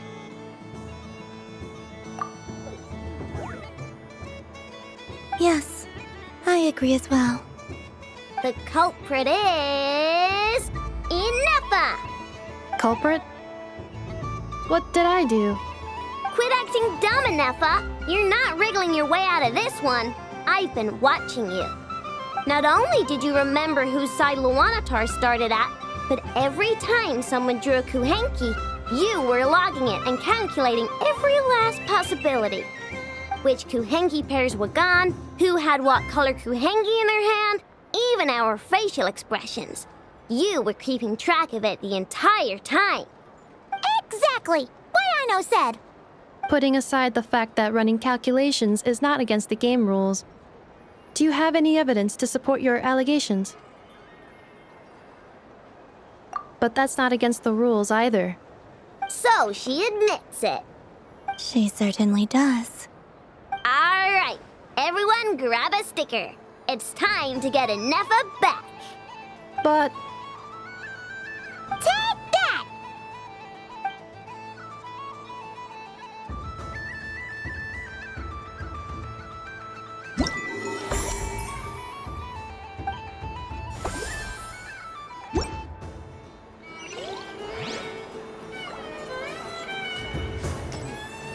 We thank you for your patience.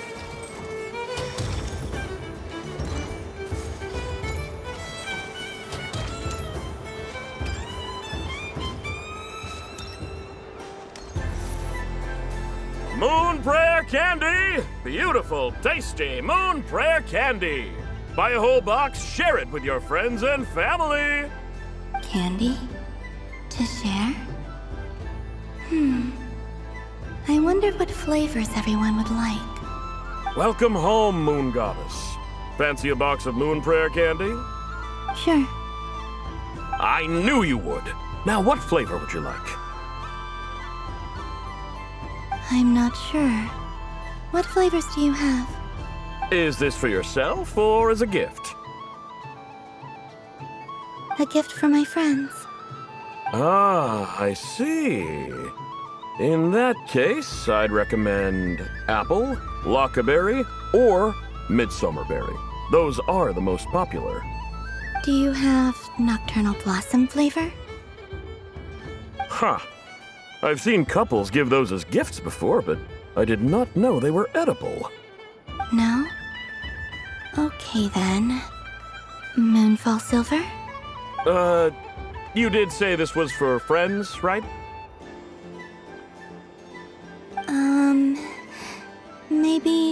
Atana then. Hey, now that's a creative idea! I've never tried it before, but if you're happy to wait, I can see about whipping up a batch on the spot. While we're at it, you got any other ideas?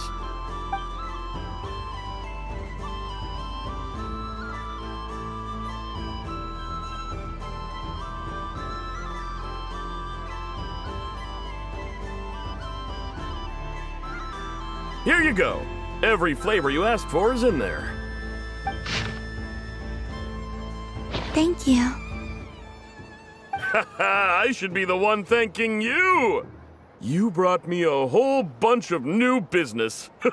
It's like a genuine blessing from the Moon Goddess. I hope you and your friends have a lovely night.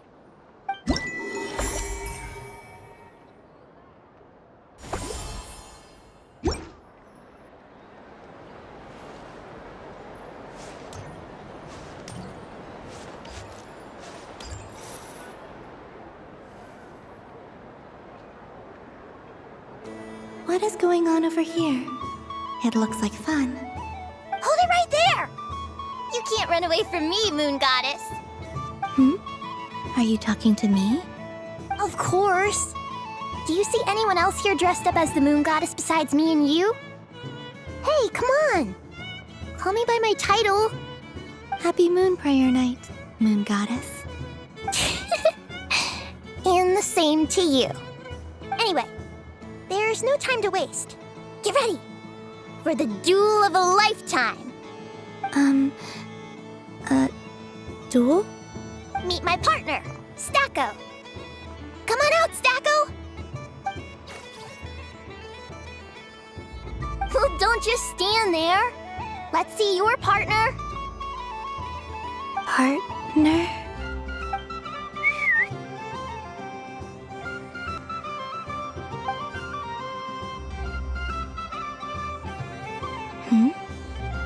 So I need to select a partner and command them in battle. Partner. I need a partner.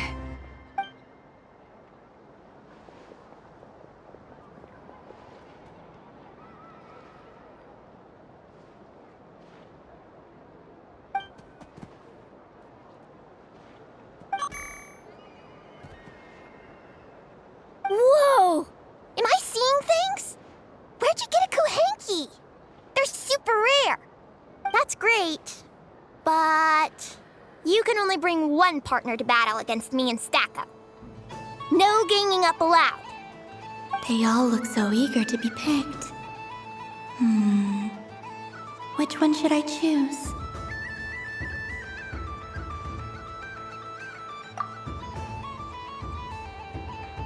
I'm not sure what this bot is trying to say, but it seems very happy. That bow. Does it want to dress up as the Moon Goddess too?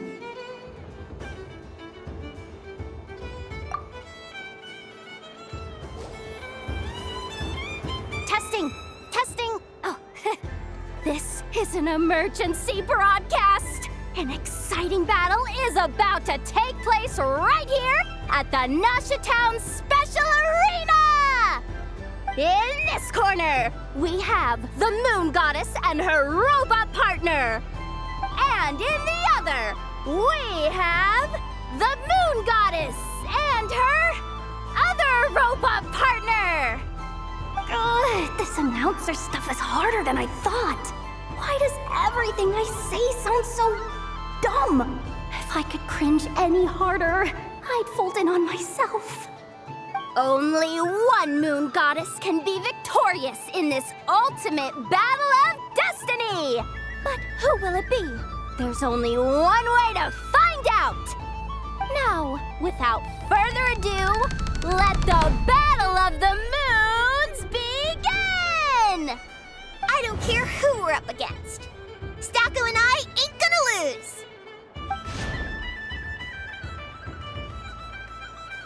Let's strike first. Stacko, formation shift. Ho ho ho! The robot has kicked things off with a change of formation. But how will this affect the battle? Nobody knows! Cautious play from the opposing team! This moon goddess has come prepared! Where will it go from here? Okay then. Stacko, maintain formation and enter your empowered state. Empowered state! There we go! Now we're talking! Absorbing the immense Kuvaki present on Moon Prayer Night, this lean, mean machine has greatly increased its offensive power! Good choice! Buffs count for nothing if you beat them before they can use it! Oh, it's a hit! But Stacko stands firm! The battle is heating up fast! I'm about to start sweating machine oil over here! Go for it, Stacko! Set Kuvaki to maximum! Can their opponents withstand this blow? And what will this moon goddess do? Don't be afraid. Fight however you wish. And it's the empowered state! Both robots empowered now! The attack comes in, but oh, attacks repelled! Opposites attract, but likes repel. And now you've seen it in action! What a powerful repulsion! The robot crashes into the wall! Can it keep going? Stacko! Oh, Stacko is down for the count! Our winner is the Moon Goddess!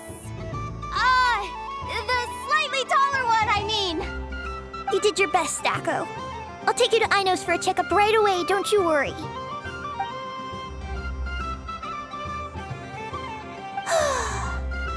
Well, you beat me fair and square, I guess. Honestly, I underestimated you. Won't make that mistake again. I think my partner deserves most of the credit. Just you wait. When I'm a little bit older, I'm gonna come back a whole lot stronger. Be ready for a rematch.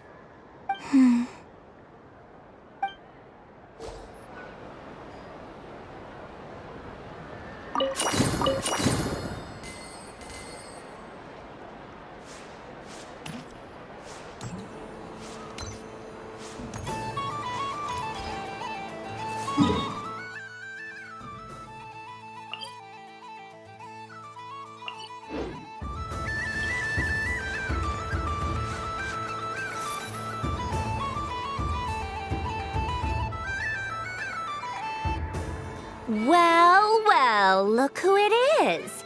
I heard someone went and disappeared on us the moment we let her out of our sight. They looked all over for you. Frankly, I didn't think you'd be back for Moon Prayer Night. Were you worried about me, Sandrone? You would like that, wouldn't you? Do you even hear what you're saying? It seems to me like you disguised yourself with festive headgear, just so that you could come see me on Moon Prayer Night and make sure I'm okay. You didn't even bring Polonia with you. You? I thought you couldn't see. I cannot. But I sense the confusion of those around us rippling through the Kuvaki currents. Based on what I know about you, let me guess what you're wearing. Is it cat ears? Shut up! I'm only here to protect the Fatui's interest in this territory. Running into you was pure bad luck. Really? But you were the one who asked Arlecchino to help everyone find my name. Columbina! Ugh! Just one more word, and I'll unscrew your vocal cords. It's Columbina Hyposelenia now. Tell someone who cares. I've missed you, Sandrone. The whole time I was gone, I was thinking. I hope I get a chance to say some ugly words to you. Is that supposed to be a joke? Anyway, let's go play that game. What? You mean that frostfin whale? Yes. It's some kind of game where you get bitten if you step on the wrong tooth. Seems like fun. Who in their right mind would wanna? Because you're not a scaredy cat. Gah! Fine! You wanna play? Let's play. Don't complain when I kick your sorry butt. Lovely.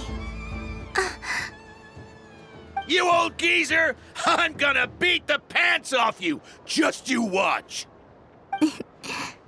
I almost forgot. Sandrone? What is it now?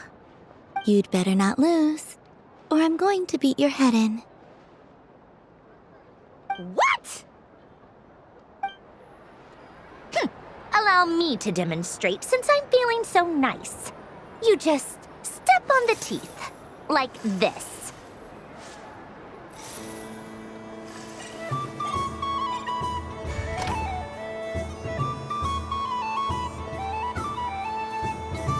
Which should I pick?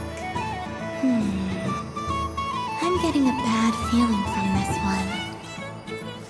Sensing Kuvaki doesn't count as cheating, right? Your turn, Sandrone.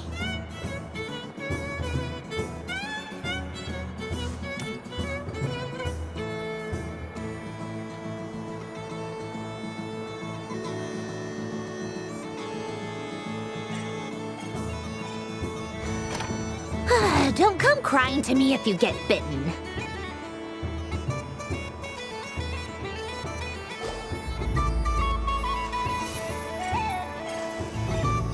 There are less and less teeth remaining.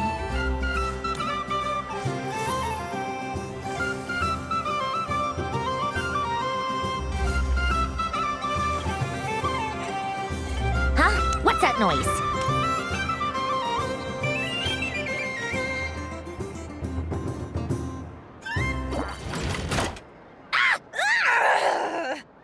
I think you might have picked a bad tooth, Sandrone. Shut it! Do you need any help? It seems like you're stuck. No! It's just a blasted toy! How is its grip this strong? Stop laughing! All right. Well, you lost. So just like I promised. Hey! What are you doing? Are you seriously? Hiya! Why, you... Oh, just you wait! Rematch! Are you all right, Sandrone? That was quite a strong bite. Are your clockwork parts? Quit your fussing! I don't need it! All right. I'll go first this time.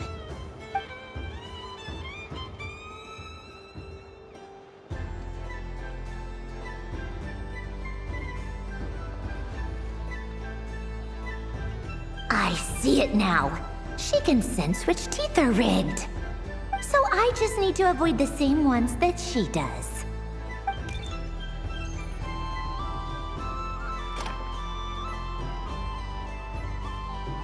This one... Seems fine. She avoided that one then? Now I've got you. All right, my turn.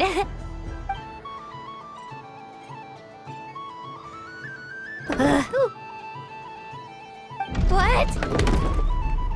Looks like you lost again, Sandrone. Wait! There's more than one bad tooth! Bonk.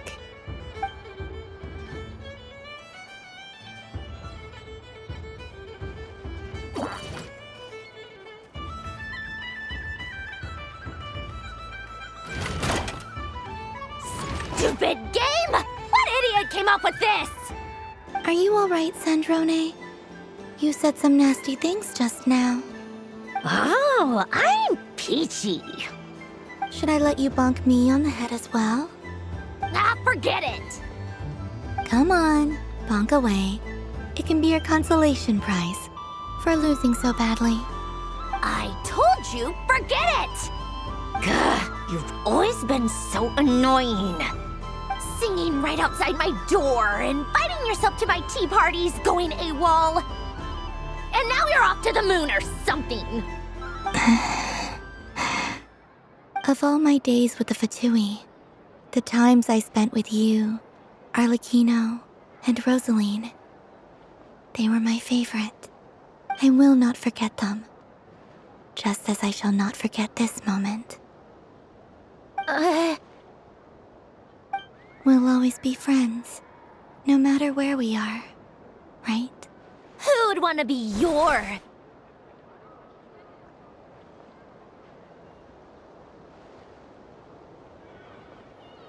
I'll miss you, Sandrone.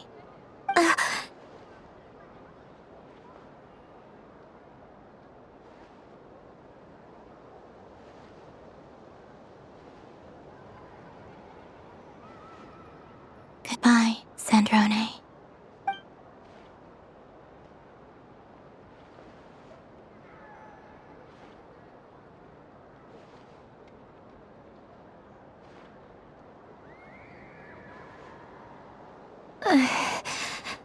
I'll miss you too, Columbina.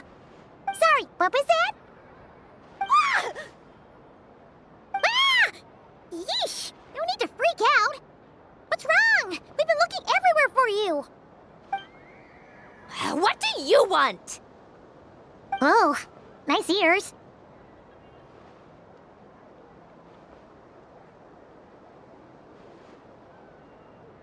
What do you want? This! Huh? It's your turn to draw something. You're one of her friends too, aren't you?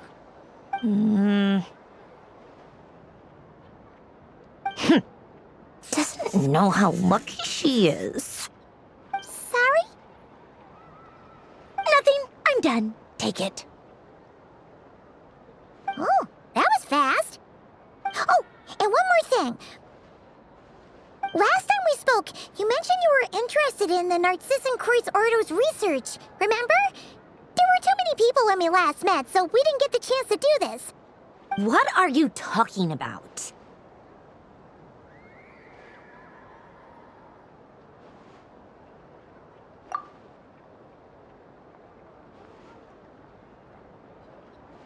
This is... Oh. Alain, Renee, and Marianne.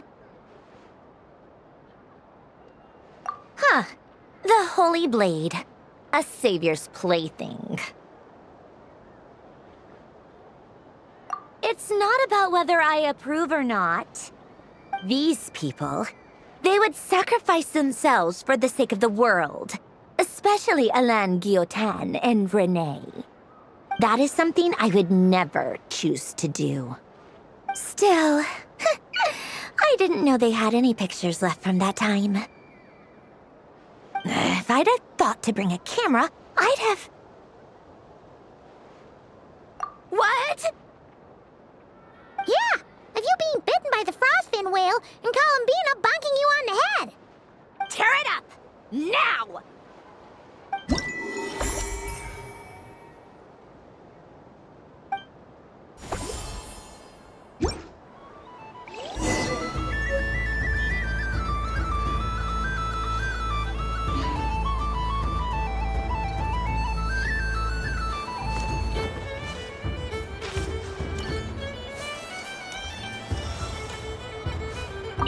What's there to see on that moon anyway? Let her go up there and cry alone. See if I care. You're giving me candy? That isn't like you. This had better not be some weird prank. Coffee flavor? I thought you hated coffee. It's extra strong too. You didn't do all this just for me, did you? Hey! Don't take it away! I never said I didn't want it. I mean, you can't unmake the candy now.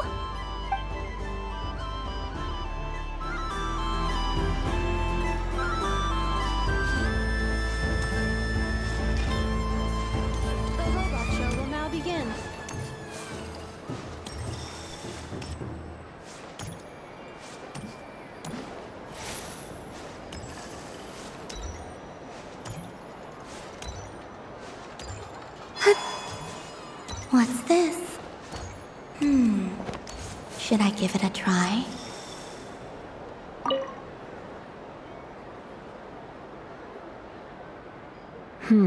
I don't have enough data. Need more samples. But who should I ask for help? Is this one of the amusements? Or is it a research project? Bit of column A, bit of column B. I'm currently running some synchronization tests on these bots. Basically, you need to press the button to help them successfully obtain the treasure. But you've got to time it right. I'll record your data, which will be used to improve the robot's accuracy.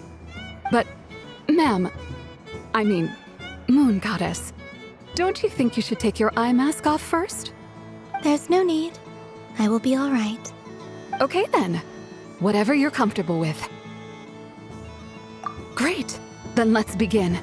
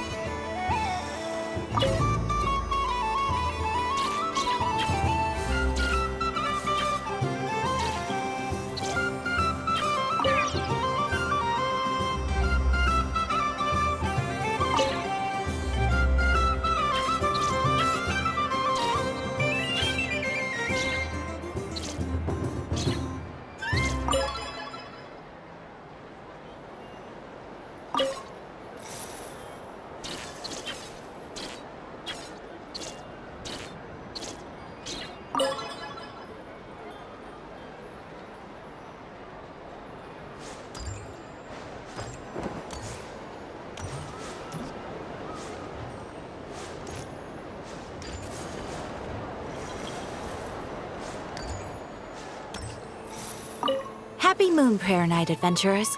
May you have a lovely evening.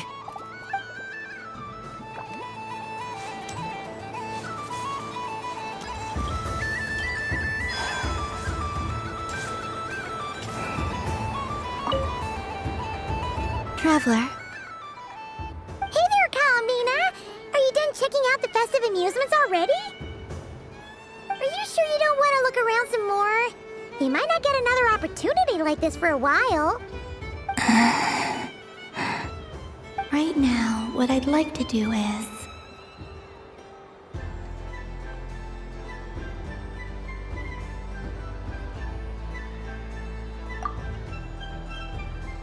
Oh! Candy for us? Thanks a bunch, Kalamina. Don't mind if we do. Whoa! This one's intense. But it's so tasty! What about you, Traveler? How does yours taste? Oh, sounds good! I'm drooling now! Are there any more Smetna candies in the box? Yes, I believe so. Okay, gotcha! Let's see...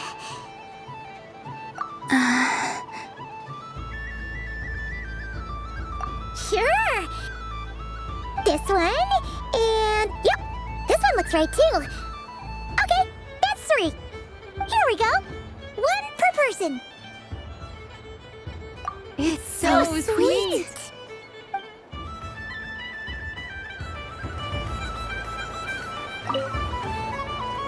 Traveler, Paimon. Kalamina! Finished with the festival already? Really? You're sure you don't want to have a little more fun out there? Final answer? Yes, I am sure.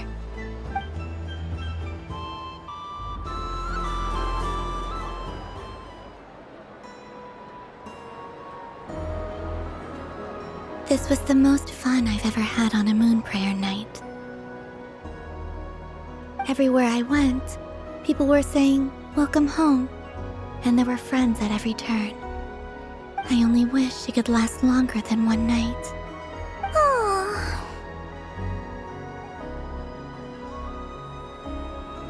Yes, you're right. The moon prayer blossoms.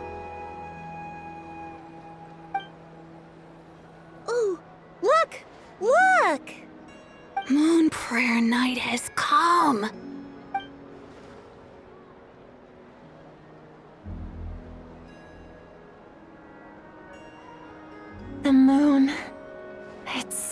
beautiful. Happy Moon Prayer Night, dear. Happy Moon Prayer Night.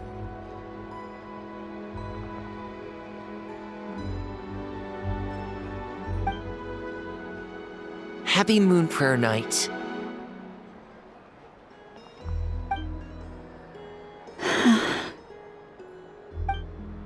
Aww. Huh.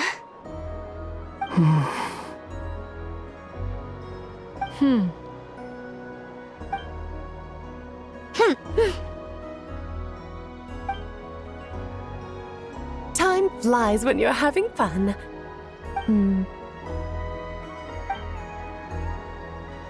Oh. Looks like the time has come. Columbina. You're heading off, then? Yes, to the ruins you mentioned. And from there, back home to the moon. Wait! I know? At least... Take one of our craft shop's crumb cookies up to the moon with you. You know, for a snack. Sure, why not? The Curatorium of Secrets believes in proper farewells. No story should be left without a satisfactory endnote. Never. Farewells are an important affair for the Ratniki, too. We never know when we might meet again. Haha! And here I thought grand farewells wouldn't suit tonight's mood. But I suppose friendly passion is not to be stopped, eh?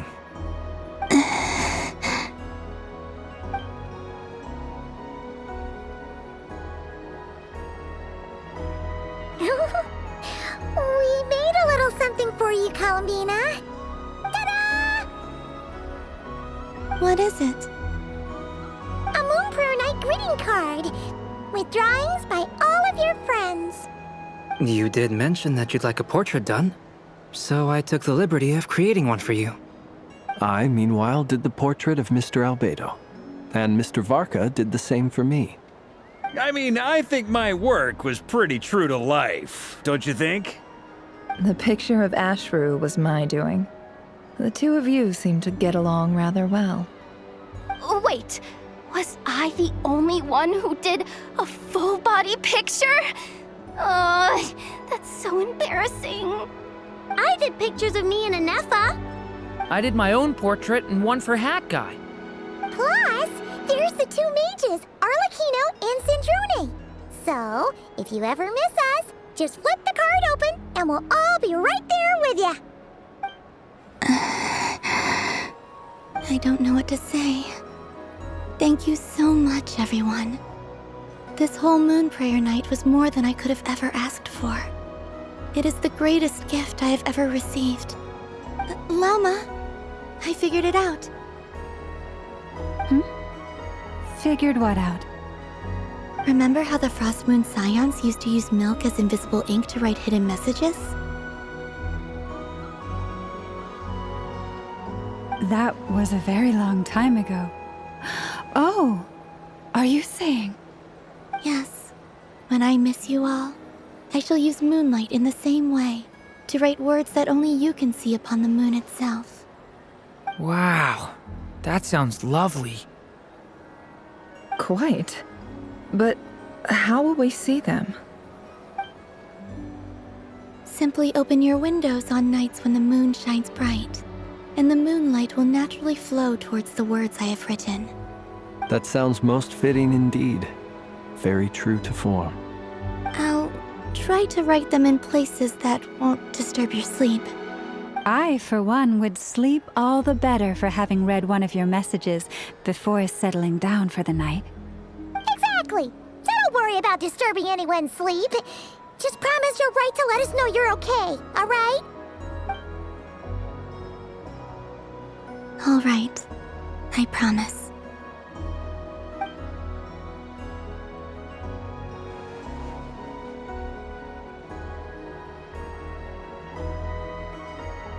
In that case, Columbina? I'm ready.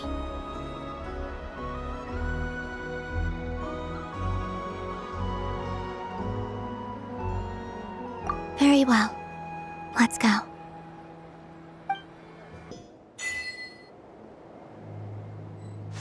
In just a few moments, I will be gone. I still don't know what to expect on the moon. Will I really be able to send messages to my friends? The Kuhenki, the animals of Nod-Krai. I'll never get to see them again. I wonder where I'll be when the next moon prayer night comes.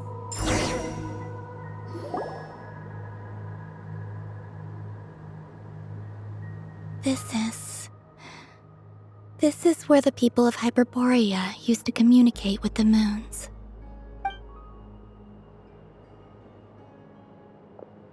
Eternal moon, frost moon, iridescent moon. When the power of all three converge, the gate to the moons shall open. Moon marrow preparations are complete. Only the final step remains. I'm sure Nasha Town is livelier than ever at this moment.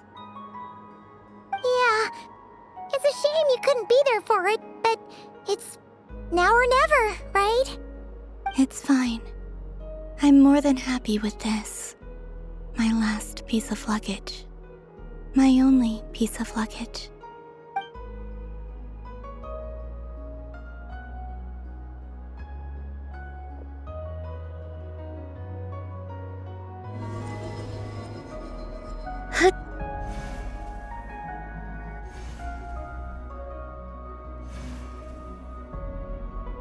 I can already feel the moon calling to me.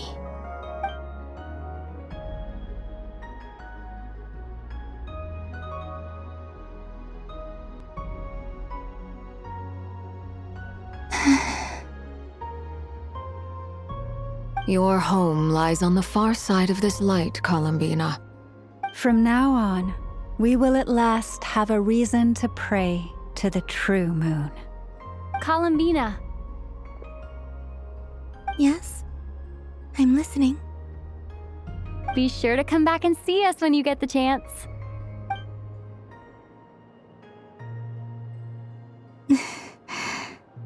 Of course.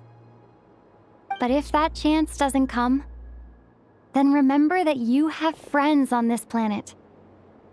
People who will miss Columbina. Yes, I will. Thank you for everything you've done for me. And remember, come night or day, the moonlight shall always connect us. Well then, farewell, my friends.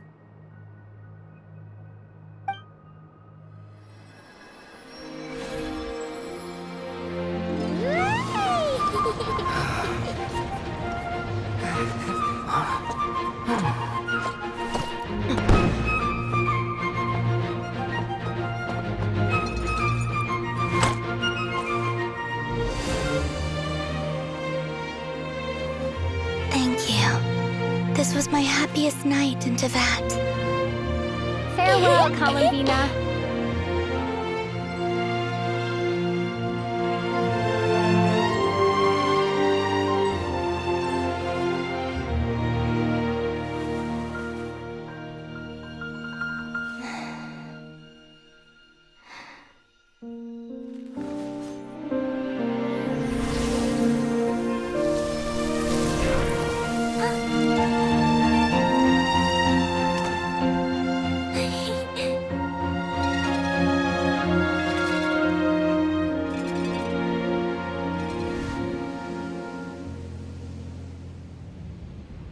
The moon really is closer than ever tonight.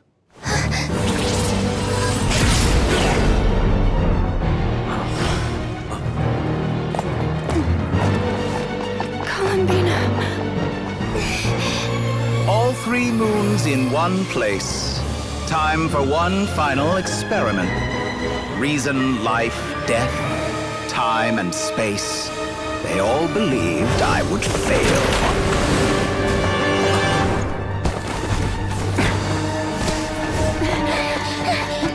How could this happen? But Tevat's primordial power never did belong to the throne of heaven. And now, they are mine.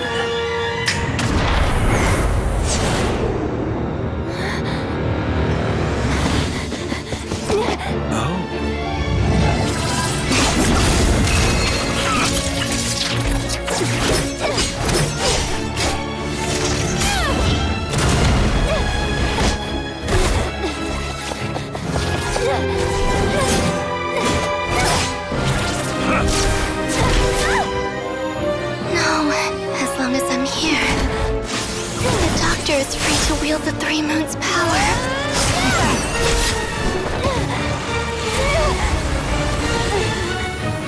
It's the only way.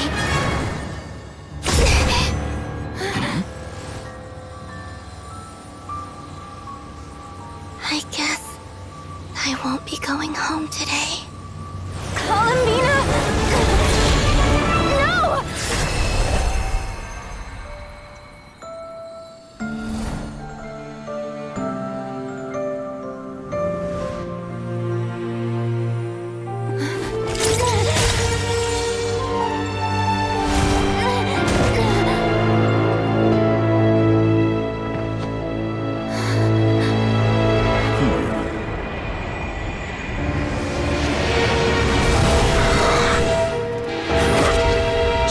World, do not try to control me!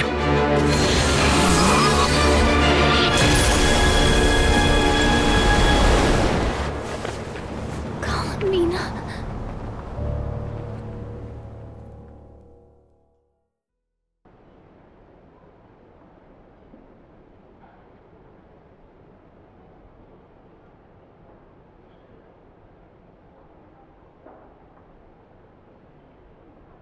Are you all right?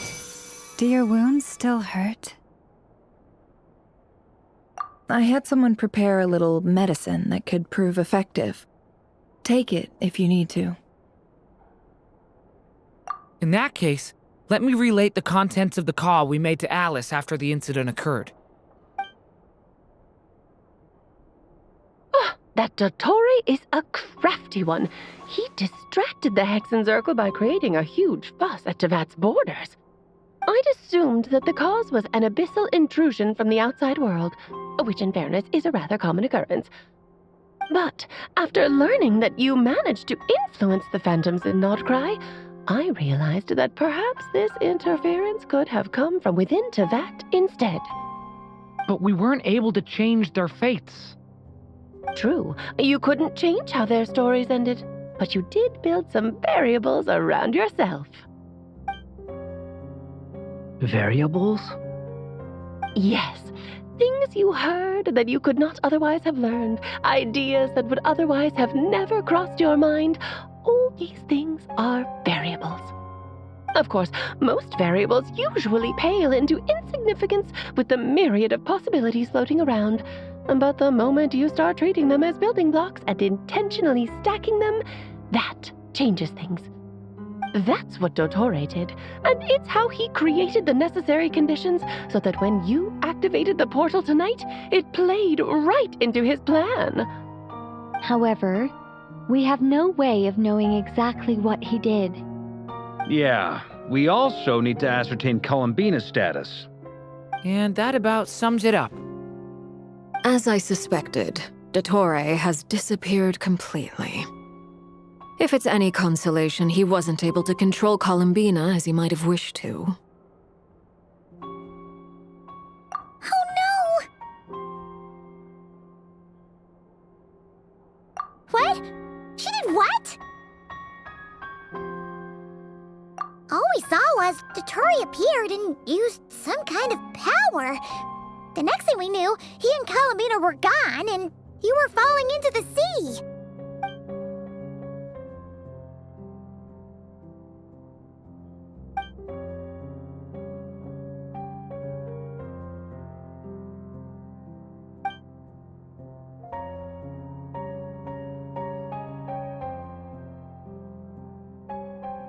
So, Columbina intentionally opened the Moon Gate and escaped into the same mysterious world as Rerir and Thalindis. Sounds like bad news.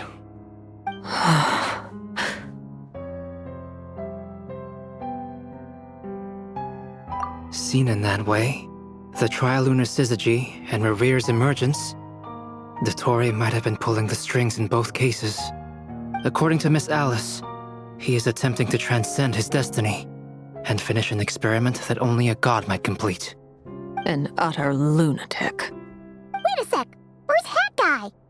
Seems like he'd want to be here for this. He took off with the Dodo communication device after we spoke to Alice. He said he had a hunch that he wanted to investigate by himself. The look on his face was terrifying. I've never seen him like that before.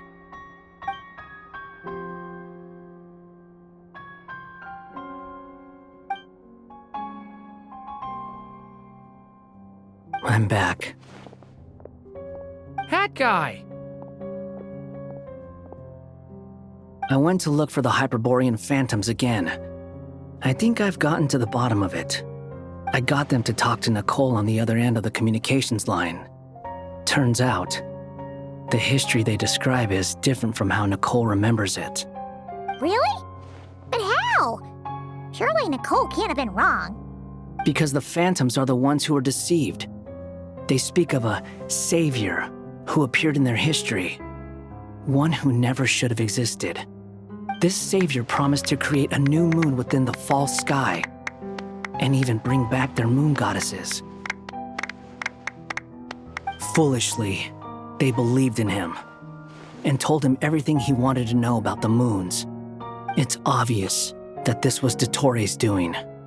Now you mention it, the first time we entered the Hyperborean ruins, we heard the phantoms discussing their history, and I remember Nicole commenting that something sounded a little strange. But Dottore shouldn't have been able to get in there in the first place. He didn't. Nicole said that this was an anomalous state triggered by disruptions in the causal connections between phantoms from the same era. The variables that Dottore put in place were substantial enough that they even affected phantoms that he never met. So it's not that their memories were unclear. They'd been tampered with. That's exactly the possibility Dottore was trying to manufacture. He turned these variables into knowledge and engineered the situation so all that knowledge would fall into his hands. Then, he harnessed that knowledge on Moon Prayer Night to truly create a false moon. How is that even possible?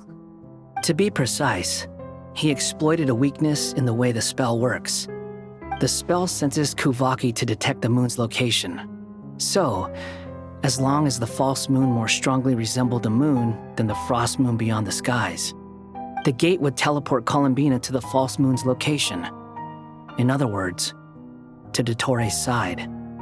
Once he had her under control, the teleportation spell remained active, and he manipulated her power to seize both moon marrows.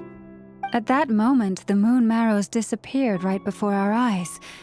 It was already too late, even as we were leaving the ruins.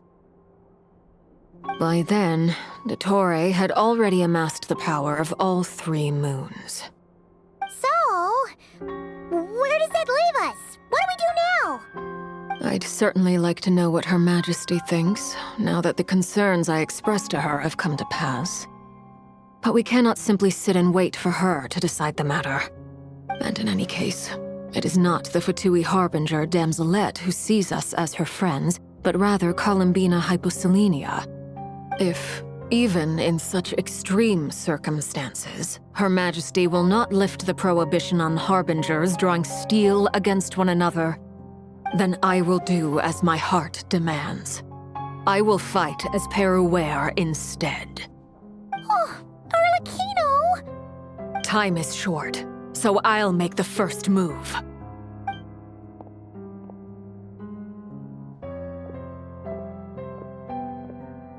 Whew. Even Arlecchino seems to be losing her cool now.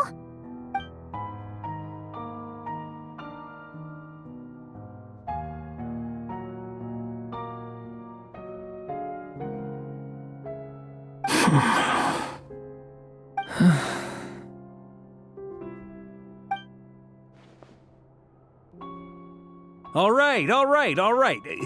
Lose those dejected looks for a moment and let me get a word in. It looks bad, I won't lie. Very bad, in fact. So Dotori's pulled some real dirty tricks to gain the upper hand. For now. And yeah, it's to the point where even the mages say that his variables have affected destiny. I'm not so sure, though. Many have told me that Tevat's destiny is fixed, and that does appear to be the case.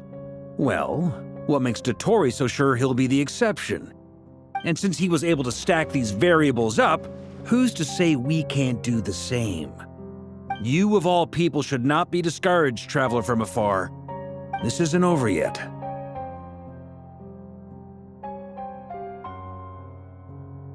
And you're not alone in that.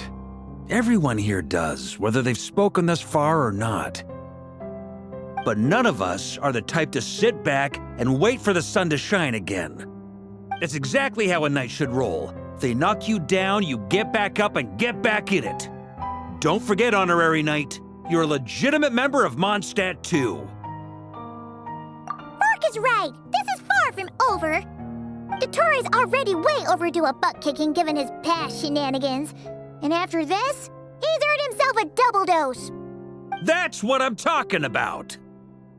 How's everyone else feeling? I'll use Kuvaki to investigate Columbina's whereabouts.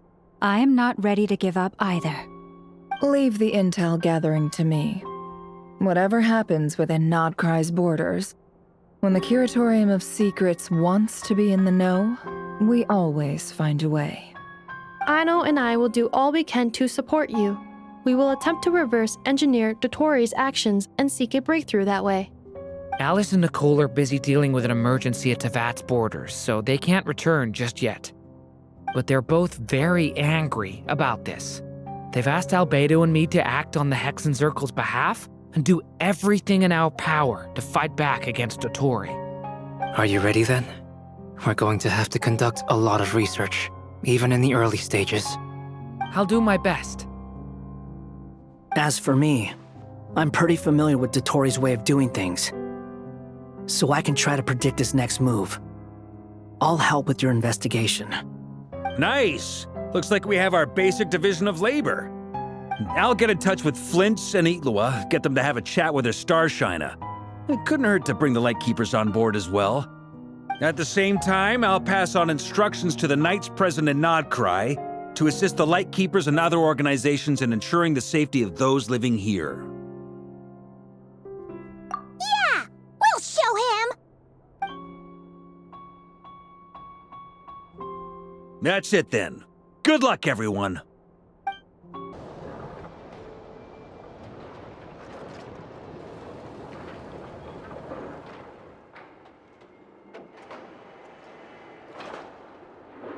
I never thought that Columbina would become my real name. It went from being a Fatui code name to something my friends call me. And remember, come night or day, the moonlight shall always connect us.